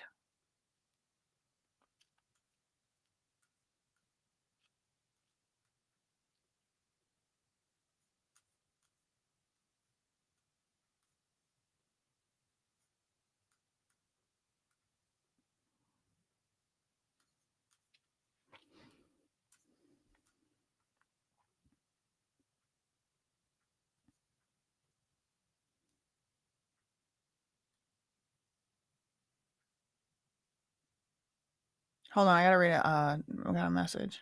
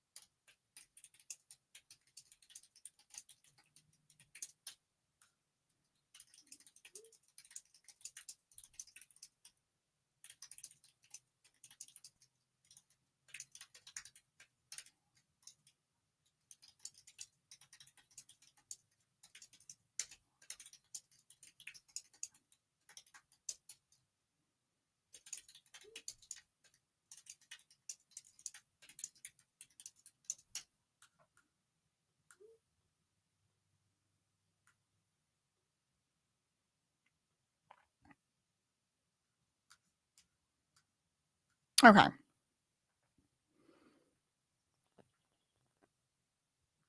It's people in creative fields. They're allowed to be criminals, y'all. It's not a crime if you're in a creative field. Got it. Good to know.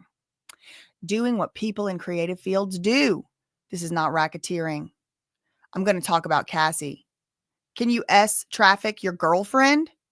Maybe, if you push him into prostitution, but he's not making money from it. Again, doesn't matter. The government did such a good job of taking the complete and total kneecaps out of all of his arguments, because he's saying he didn't get paid. He didn't get paid. But the feds already said yesterday it doesn't matter that he didn't get paid. The law is that someone got paid. A commercial S act. That's the law. Wow. Jane has some texts that are very anti-hotel night. Cassie? She doesn't. People are in love. People are having relations. Let's say your partner wants to do something and you don't. Where does that land? Cassie wanted this, including to be close. Cassie wanted to be dragged down the hallway. She wanted to be threatened to have her S tapes released. She wanted that, everybody. She enjoyed it. This is normal, typical, normal relationship for creative people.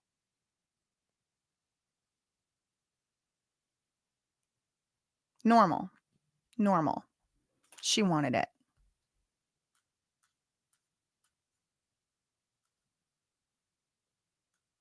Got a new update from New York Times. A lot of dirty talk in this case, Mark Agnifilo said to the jury as he turned his attention to the S trafficking charges against Diddy.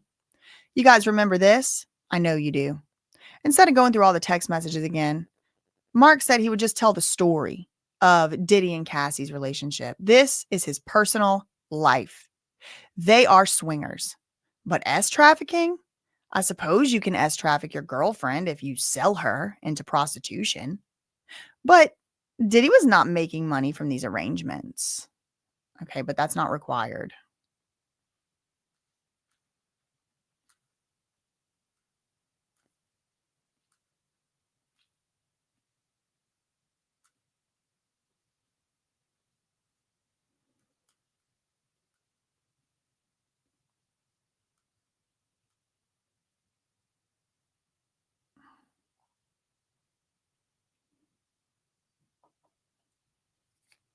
Just waiting for updates now.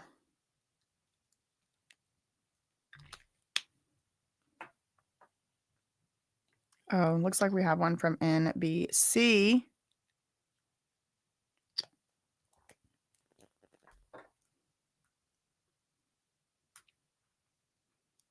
Defense argues substance allegations are a distraction. Because yesterday they said this whole personal use crap is a distraction. He distributed. It doesn't matter how much. Oh, I hate when NBC does that. They done deleted it again.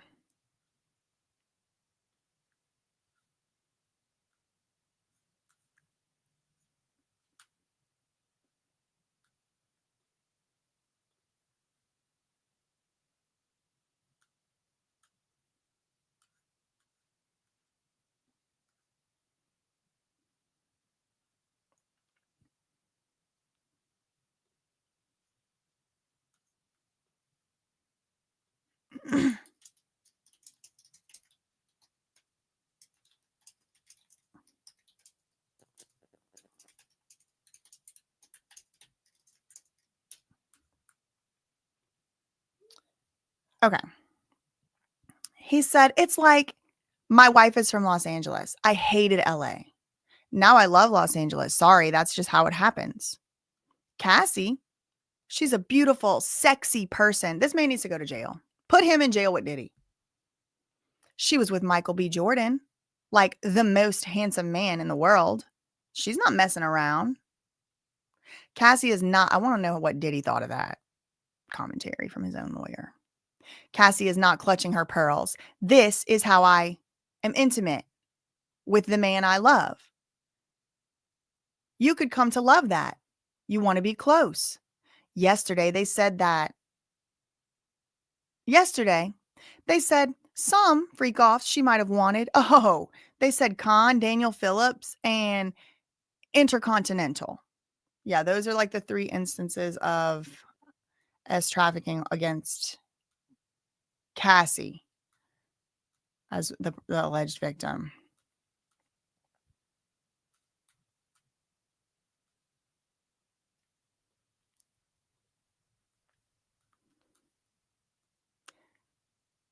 Defense argues that the substance allegations are a distraction. And this is funny to me because the government said that Diddy's lawyers saying that it was for personal use was a distraction. Diddy possessed substances, but only for personal use and not for distribution. Yeah, but he did distribute them. That's the thing that's got me so freaking aggravated, is that it's 2 separate crimes. There's distribution, you did it, and then there's you gonna do it, but you have not done it yet. But there's certain like clues and hints that might indicate that you gonna do it. Like maybe you got all the little substances in little prepackaged baggies, pre-weighed out. Maybe you got people's names written on those baggies. Maybe you have a backpack with a bunch of different of those baggies and you're driving somewhere on your bike or your car. Okay. And you have a lot. It's more than you could possibly use for personal use in a day or a sit down. Those clues taken together could be used against you to charge you with the intent to distribute those substances, even though you didn't do it yet. Actually is like its own actual crime. Maybe you're going to make money off of it. Maybe you're just the foot soldier runner. That's not part of the crime. That's not an element. Were you going to make money off of it is not part of the crime. But there's a whole separate other different crime where you already did the distribution. You already dropped the backpack off. You already maybe picked it up from one stop down in the lobby and brought it up to Cassie. That's obviously illegal. It's obviously illegal. You're participating in the distribution. So I'm not pearl clutching. Y'all can do what you want, but it's the criminal code. It's the federal criminal code. It's like he's out here arguing about jaywalking whenever what they're talking about is distribution. That's about as much as it has to do with it. Completely irrelevant. Diddy is not charged and is not accused, and an underlying prerequisite of the RICO or the predicate of the RICO is not possession of substances with the intent to distribute them. The feds already knew. They already knew not to charge him or to accuse him of that. What they instead did was say he distributed, and through the RICO, his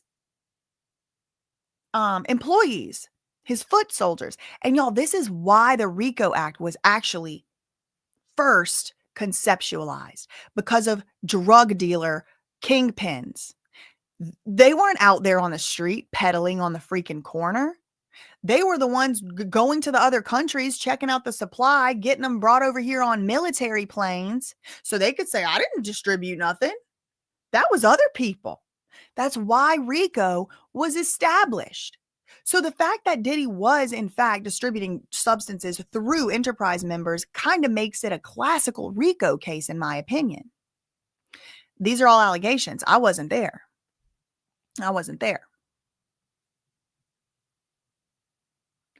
Cassie considered Diddy a drug addict with the preference for this, EX, Xan, Agnifilo said. distribution as part of a racketeering conspiracy, and there's no evidence of that. There is evidence of it. And I'm sick of him lying in my face. Like, I don't like it. I'm sick of it. Oh, sorry. I just don't like the lying.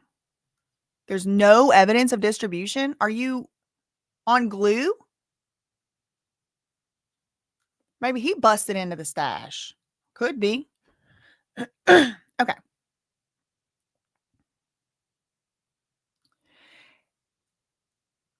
If she liked 75 freak offs, can number 76 really be S trafficking? Yes, that's the answer to that question. Talk about going 0 to 60. Nothing said to him. She doesn't want to even do these again. Mr. Donaldson cross-examined Daniel Phillip, the freak-off guy. Let's look at the text. Diddy says, "Are you aroused?" She says yes. She talks about fantasies. That is their lifestyle. She writes, "I'm not going to do too many of these. My mother would." But then she writes, "My blank is so hot." They are going through this together. I'm going to play part of the video. Oh, Lord. Now we're going to get a freak off in the closing arguments. 2 updates from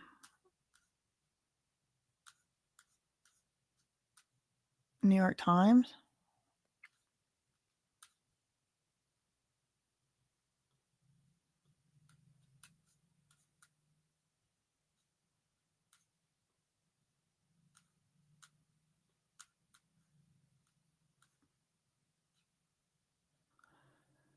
It's saying there's updates, but this stupid thing.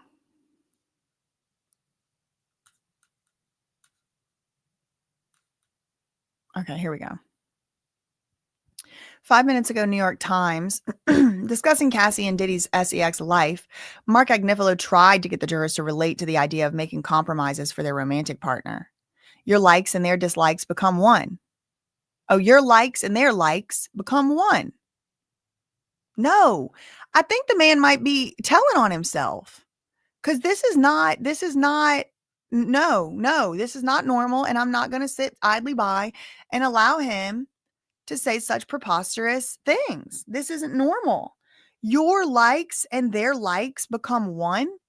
You mean 5 men in the room over the course of 5 days? Shh. You better, no. Your likes become their likes. If Mark Agnifilo's letting y'all know, if Karen Agnifilo wants him to have a train run on him by 5 men in the dark of a hotel room over 5 days, then that's okay with him, because it's his likes now too.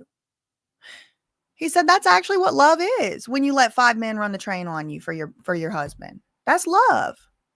No wonder Diddy changed his name. That's what's going on with Cassie.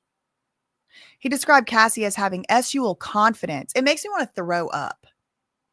It is nasty he's saying this stuff. It's low down. She just had SUL confidence.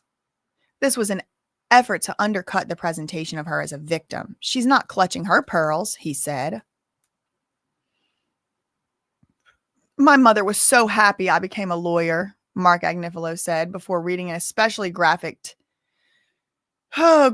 set of SUL text messages that Cassie sent to Diddy before the assault at the Intercontinental Hotel.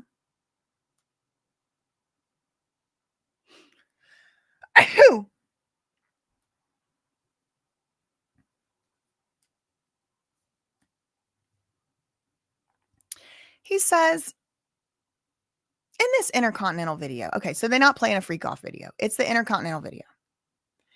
In this Intercontinental video, it's more likely than not, it's Diddy's phone. Here she is. What? Why is it more likely than not Diddy's phone?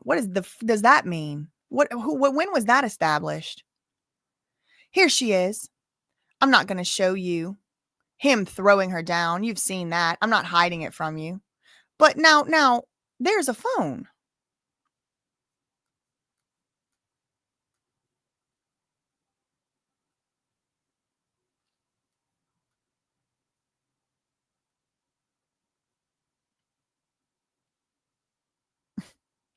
My mother was so happy I became a lawyer, he said. Okay, we got a new update from CNN.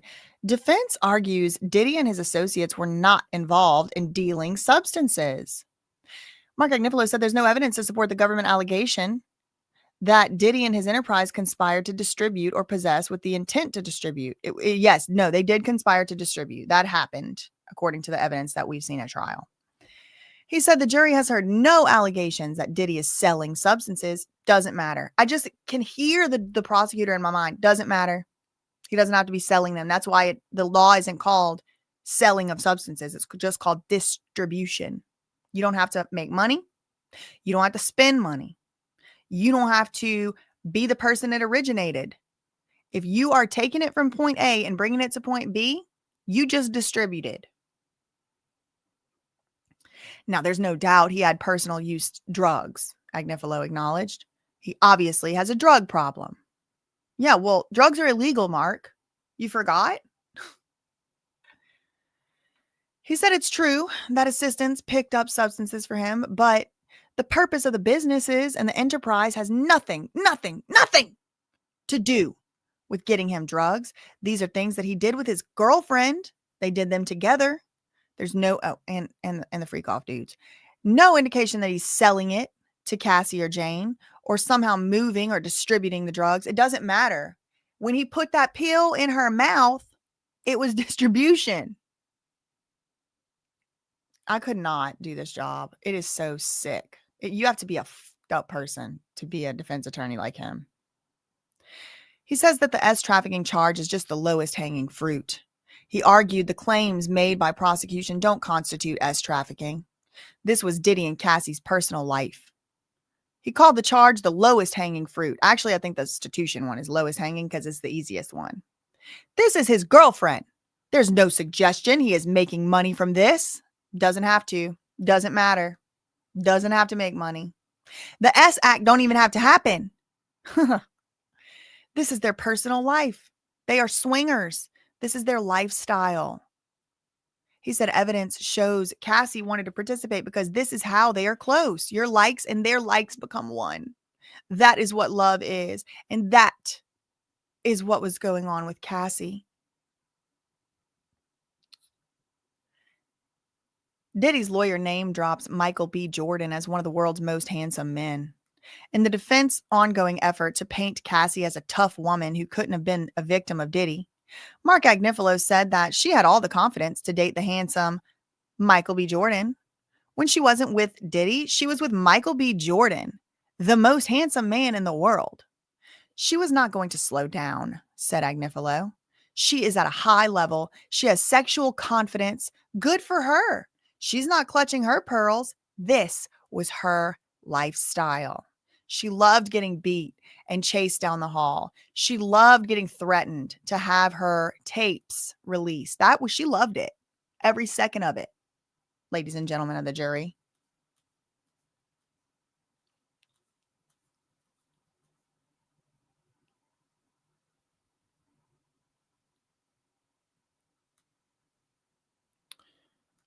Got another update from New York Times. Defense is working to establish a different narrative of Diddy's 2016 hotel assault on Cassie. The prosecution argued that Diddy beat her up because she left a freak off and said he was dragging her back to the room. But Mark Agnifilo argued that the assault was not related to SEX, but a phone, showing a snippet of the hotel surveillance video in which Diddy snatches a phone from Cassie. You're going to have to show a lot more than that because he also took her bags and walked down the hall and then came back and grabbed her full force. Almost like he wanted to put them bags down, but he didn't have enough time to go all the way down to the room, so he just dragged him a little bit down the hall. And now here is Diddy, a well-known man, sitting in his towel and socks. Looks like Cassie is saying, "You're being a fool. Go back to the room." Look at it. Looks to me like he says, "Go back to the effing room." There's nothing scary in the room then.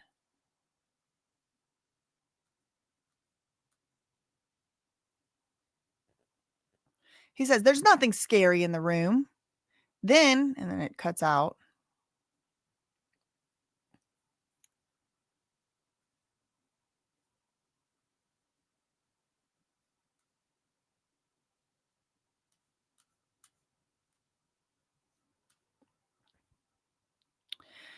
8 minutes ago, Washington Post. Diddy had a substance problem, but wasn't a narcotics distributor, his lawyer says. He obviously had a substance problem, no question, Mark Agnifilo said of Diddy during the closing arguments.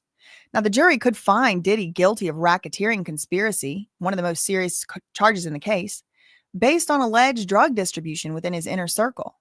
His frequent freak-off parties were largely fueled by substances, but Agnifilo argued that the substances obtained and shuttled around by members of Diddy's staff were only for personal use. There was no agreement among Diddy and his staff to distribute substances, Agnifilo tries to contend. But he did not deny that the substances were always around, including Xan, cocaine, EX. Cassie, the main accuser in the case, called Diddy an addict and testified that she was sometimes worried about him and his substance use.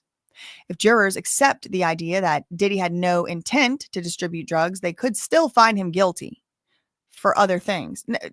They got these people all confused. The Washington Post is even confused. He's not charged with intent to distribute. Freak-offs were just part of a swinger's lifestyle, not S trafficking, Mark says. Defense attorney Mark Agnifilo says that Diddy's S life with Cassie was just not S trafficking. It's his girlfriend. I suppose you could S traffic your girlfriend if you sell her into prostitution. But he said there was no suggestion that Diddy made any money off of the freak-offs. They are swingers. They are avowedly swingers. This is their lifestyle. The evidence is overwhelming that Cassie wanted to participate in all of the freak-offs. He gave the jurors a hypothetical situation in which one partner liked a particular S act, and the second partner didn't, but knew the act made the first partner happy. Do you still not want to do it? He asked. Where does that land on the I want to do it, I don't want to do it spectrum? Well, okay, it lands on if you don't want to do it, don't do it. If your partner wants to do it, you still don't have to do it. If they're into some weird shit and you don't want to do it, you don't do it if you don't want to. If they make you do it, that might be coercion. It's very simple.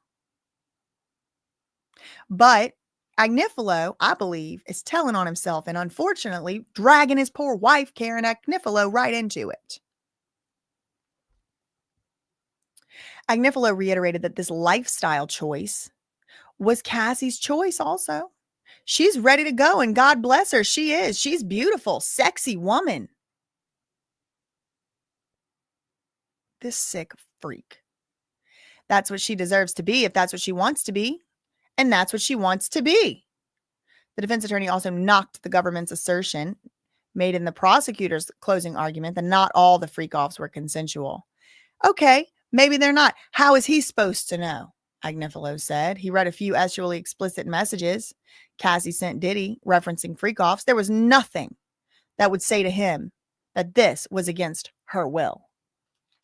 So again, his mens rea, that's a big part of the S trafficking piece, is Diddy has to know that the other people didn't want to do it. And, there's all these text messages saying they did want to do it. So that's why the prosecution is going to come back and show the text messages that say they don't want to do it and the voice notes, et cetera, et cetera.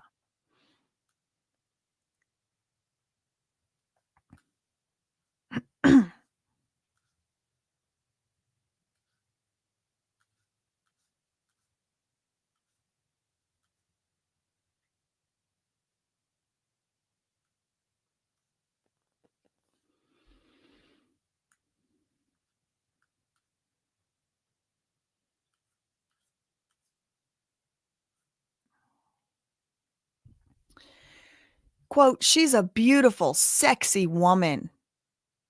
Mark Agnifilo portrays Cassie as a swinger.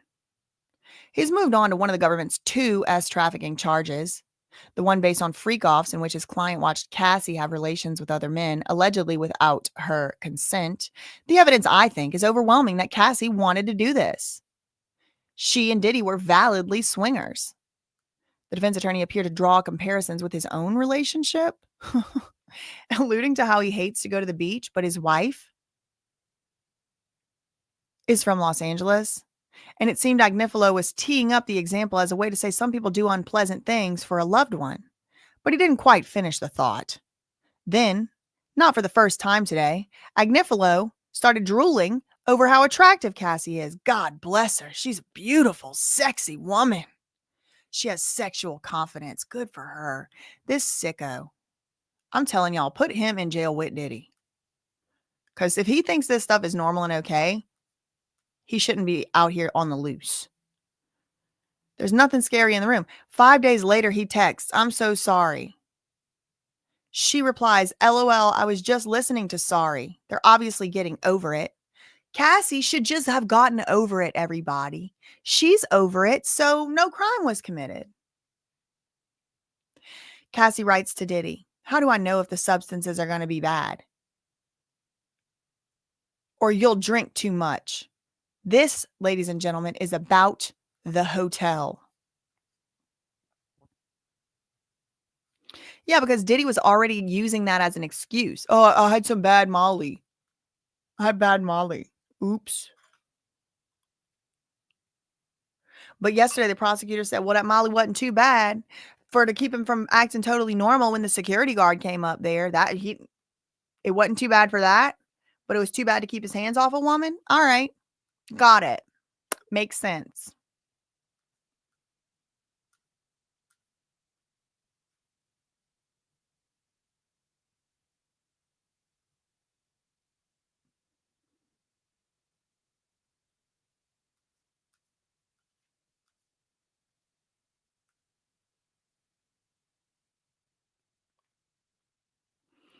Thanks so much, Shadow Woman, for the 1999 super sticker. Thank you, Laura, for the $4.99. Hey, cuz, just crossed the old bridge, going to Lafayette to pick up boudin balls. Oh my God, yes, please. Where are you going? Andre's crackling stand or what? Thank you so much for that $4.99. Shout out to the old bridge. Girl, when I just saw that old bridge, they painted it silver. I was like in the Twilight Zone. It used to be like a rusted red bridge, and now they done painted it or did something to it.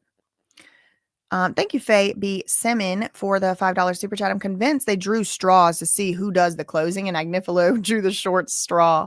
Because how is your defense? She wanted it. Listen, it's got to be demons. I don't think there's any other explanation. Thank you for that $5 super chat. Whoa. Thank you, Michelle, for the $50 super chat. Whoa. Y'all are, whoa. Shay, thank you for the $19.99. Shay Fabs. Thank you, Water Siren, for the $49.99. Was there a call to action? Wow. Thank you. These are some generous in a row super chats. Thank you so much, Miss MI8N, for the $9.99 super chat. Enjoying your coverage. Thank you. Thank you. Thank you so much. Work on your business for the $59.99 Oilo. You go, BJ. I love how you challenge the nonsense and call it out. Greetings from Germany. Love, Mona. Shout out to Germany. Hello, V Gates. Thank you for the $59.99 Oilo. Oilo. Thank you to Kirsty Perez for the $10 super chat. Defense attorney making light of this may have worked in the 90s when women were mocked. We ain't laughing anymore. They're lucky women. Their lucky women want equality, justice, and not revenge. We love you, BJ. Thank you so much for that $10 super chat. Thank you so much, Heal with Nana Black TV, for the $49.99 super chat while he's wearing his shirt with Kim Porter's pic on it. Let the Lord work. And she see Diddy pay for some of what? Yes, indeed. Yes, indeed. Heal with Nana Black TV said, while he's in there wearing that shirt with Kim Porter on it, let the Lord work. And she can see Diddy pay for some of what he did to her. Thank you so much for that $49.99. Shout out to Dazzler for the 10 gifted memberships. If you got one of those, you better say thank you. Thank you, Jennifer, for the $2 super chat. He sent payment details. What the hell is this clown saying? I'm wondering. Thank you for the £2. Thank you, Kim, for the £5 super chat. Theory. His defense knows he's guilty. All that money and not one valid defense. Surely they can't be that bad at their job. Double agents. I mean, listen, I hope so. Thank you for that £5 super chat. Thanks so much, Sandy, for the $9.99 super chat. Maybe with a hammer. Agnifilo thinks this is normal behavior in a relationship. I doubt he uses a hammer to get his wife's attention. This is embarrassing. Agreed. He's like taking away like and I'm telling y'all, we got to bring real men back. I know a lot of them never went anywhere. But like, it's like a really low down thing for Mark Agnifilo to be acting like this is acceptable behavior and for Mark Agnifilo to be acting like this is normal. behavior because it's neither. And then him comparing going to the beach with his wife, something any normal non-demon possessed person would just like be like, okay, yeah, I mean, my wife is from LA. She wants to go to the beach. I don't really like sand and beaches, but I'll go. Fine. He's comparing that to having a train ran on a woman by 4 men over 4 days or 3.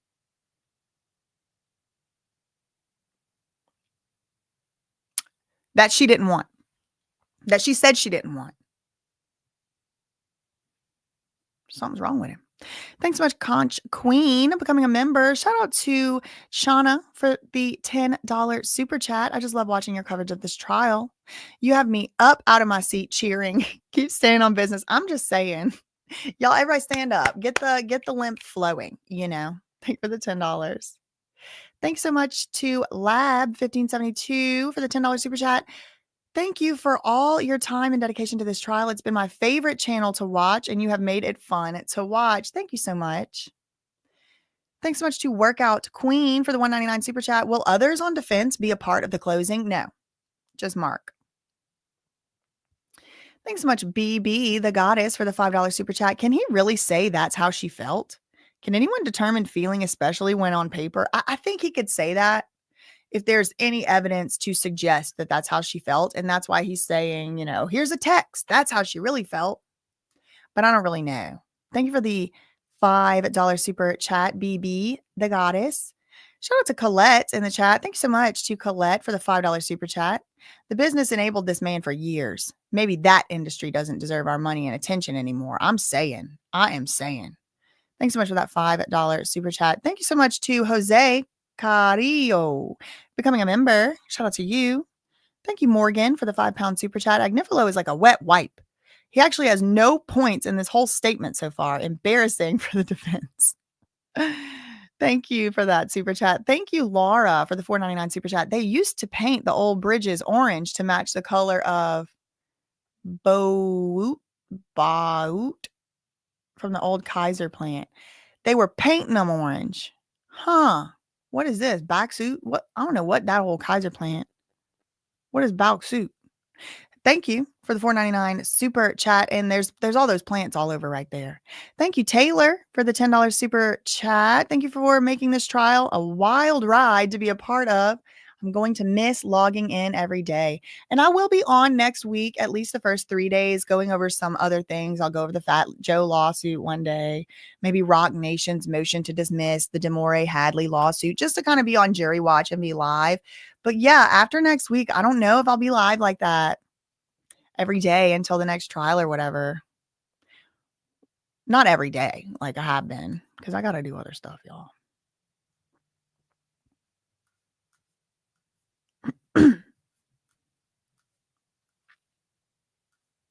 Okay. How do I know if the substances you take are going to be bad or if you'll drink too much? Mark Agnifilo said, this is about the hotel. Cassie told you sometimes she would hit him first. They're in this together, okay? She says there was an R. That did not happen. It is not charged. Why? She was asked and said, again, it is not charged. He's not supposed to be saying stuff like this. Why didn't this get charged? Why didn't they charge this? Why did they charge this? He's already been admonished and called grossly inappropriate over it. He said it did not happen. It wasn't charged. She was asked and said, he R'd me. But there wasn't a lot of lead up. Maybe it didn't happen. Maybe she's a liar. Cassie wrote to Diddy. Cassie is with her current husband. Something happened. She wrote, I told myself I didn't want anything to happen, but I'm not tripping on it. I know you aren't either. She gets a FaceTime. Boogie Bat phone is her husband. Boogie Bat? Diddy wrote, you act like a broken-hearted angel.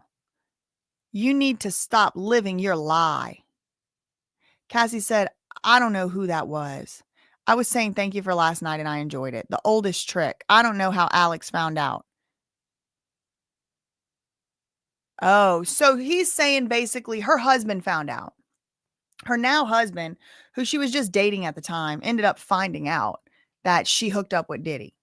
That's Agnifilo's theory of the case, that it was not an R, it was consensual, and she just had to cover up, he R'd me because, she's with her husband. Now she's with this guy, she's married to him. So she had to, back at that time, she had to lie. She had to lie. So Cassie is a lying, sexy woman who just wanted to be dragged down the hall. I mean, this isn't helping, I don't believe. I don't think it's helping Diddy much. But I'm not in there. The jury could be eating this up. They could be eating it up. They could be like, yes, innocent. Mark Agnifilo is focusing on micro details of the much-seen hotel tape that played at the trial before turning to the text messages between Cassie and Diddy in the aftermath of that beating. The defense has maintained throughout the trial that Diddy had taken a bad batch of substances, a detail that was arguably alluded to in their messages. He stays in a towel in a public hallway too long, Agnifilo said, implying that Diddy wasn't in his right mind. Way too long.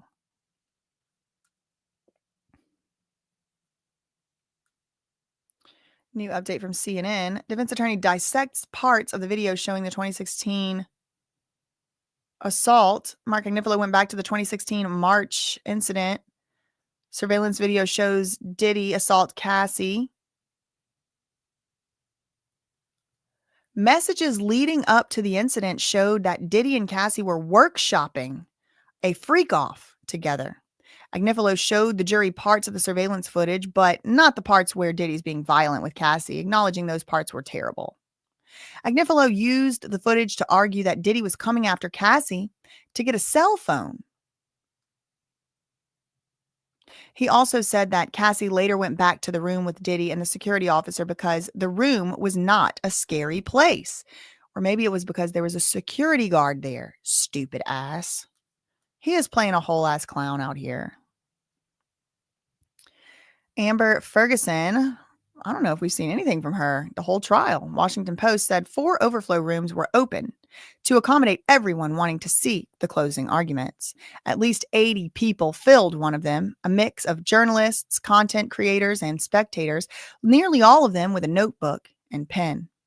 Inside the room, 2 large TVs stream the trial and mirror evidence being shown in court.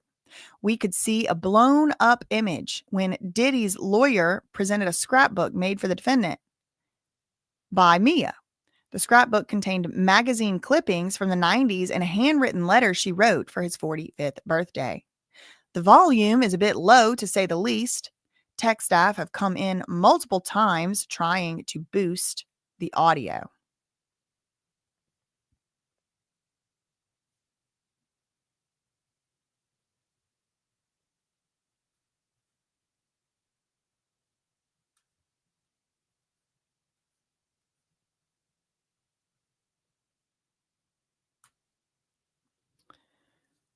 New update from the New York Times. Parsing the 2018 dinner between Diddy and Cassie that she testified ended with him R-wording her.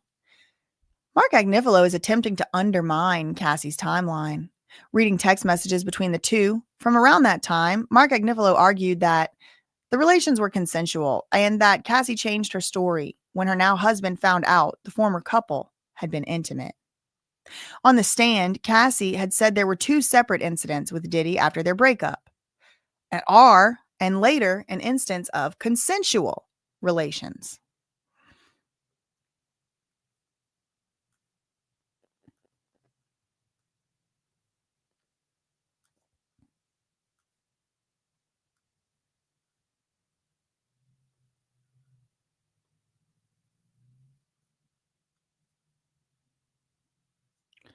He said, there is no evidence of R. She had consensual relations with him afterward. I have to defend this. It is in the case, but it is not charged. Cassie was asked, what kind of pain did Diddy put you through? And she spoke about his own personal pain, his shame.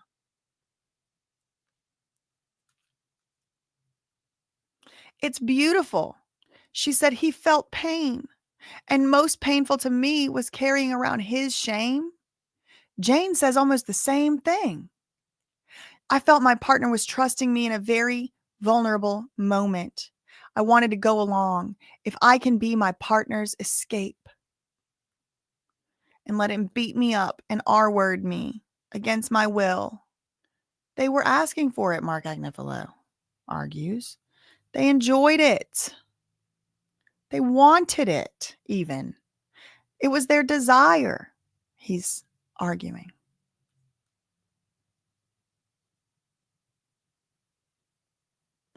New update from NBC. Infamous hotel beatdown was actually an argument over a phone. The defense tried to minimize the infamous 2016 Los Angeles hotel beating of Cassie, implying it was an argument over Diddy's cell phone.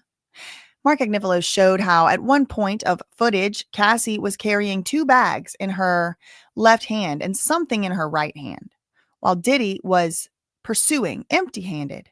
Moments later in the footage, Diddy has a phone in his right hand. Agnifilo's implication was that Diddy had confronted Cassie to get his phone back from her.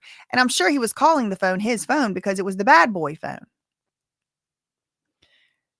Mark Agnifilo suggests something was, quote, off with the substances Diddy took before the hotel incident. Defense attorney Mark Agnifilo pointed to messages between Cassie and Diddy the days following his attack on her at the Intercontinental Hotel in 2016. One of the messages mentioned the substances that Diddy took that day, which Mark Agnifilo said were different. The substances were off. They were bad. He suggested that could explain Diddy's behavior in the surveillance video. You're walking around in the middle of the day in a hotel in a towel and socks, so what gives? Control, Mark. Try to keep up, buddy. Try to keep up. He was desperate to get her to come back into that room, is what it was.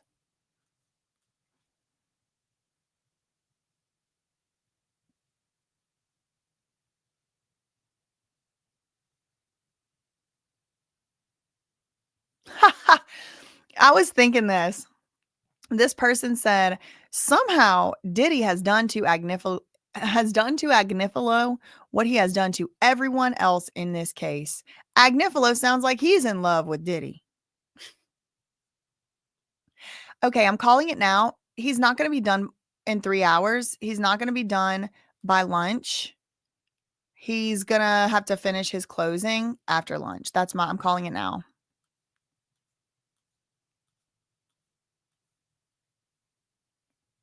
Jane says, I'm getting vulnerable with you in the hotel rooms. I don't want to see young Miami on a bigger yacht with you. That's not S trafficking. If you get deep into this deep self, this is not S trafficking. It's people in love being real. Yeah, sure. Sure it is.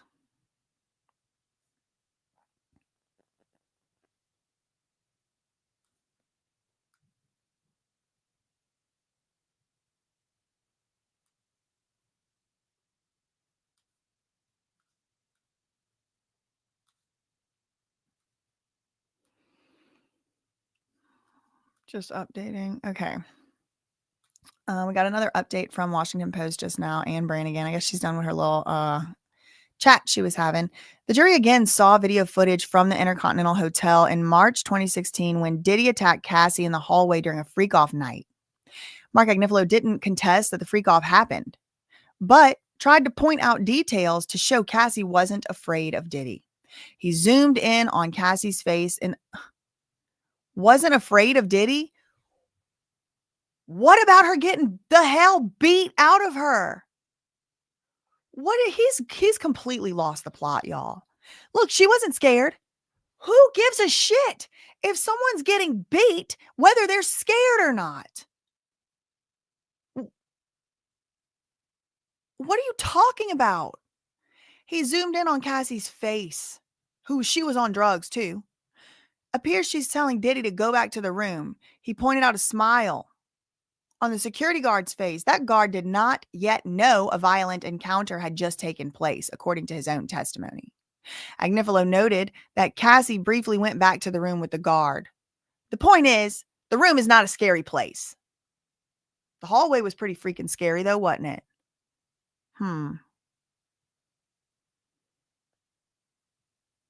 I don't think this argument is helping him. I'm biased. I'm biased. I'm not in there in the room. I can't hear everything he's saying, all that. But I think he's doing a bad job. But I think it's because of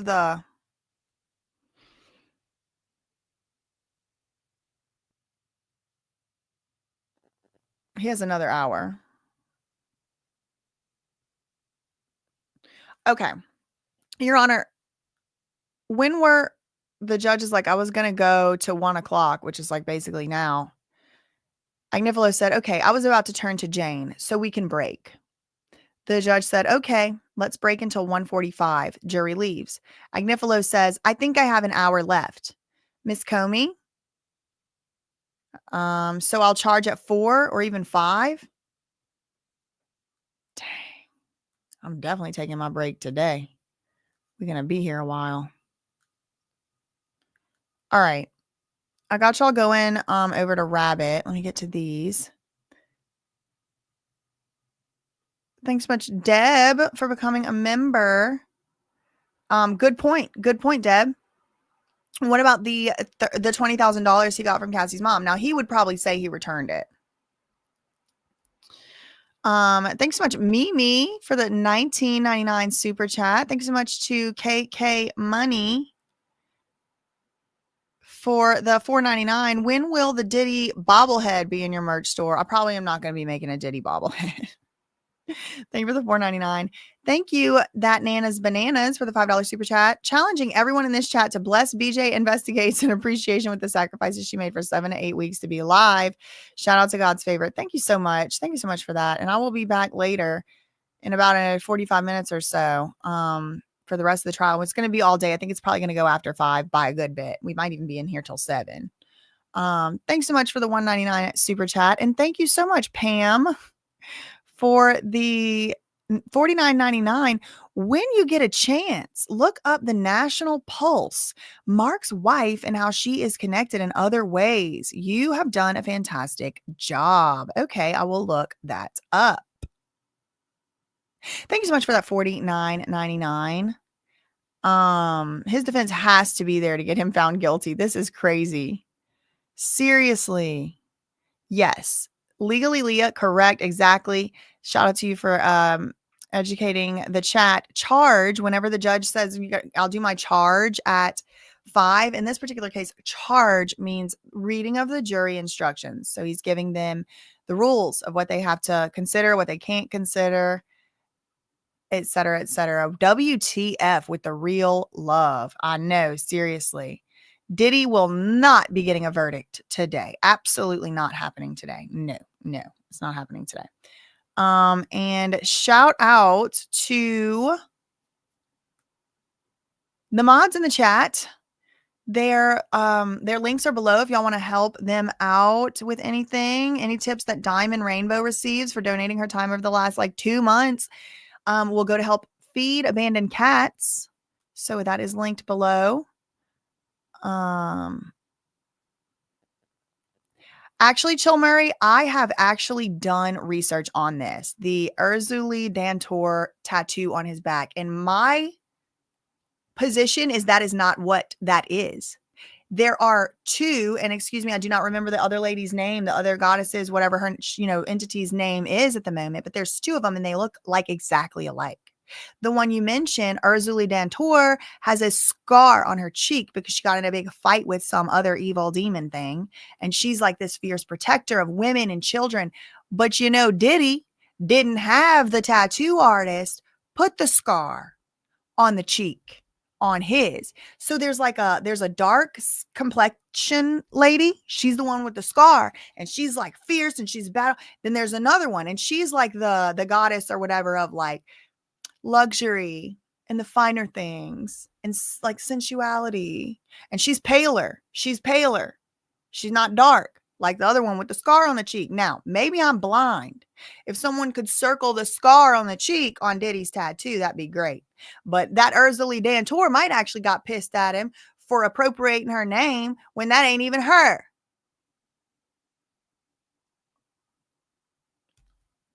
Could be Oshun. Same one? I don't know. I don't know enough about it. And I don't want to know that much about it because a lot of that stuff ends up getting infiltrated by like warlocks and witches that acts crazy.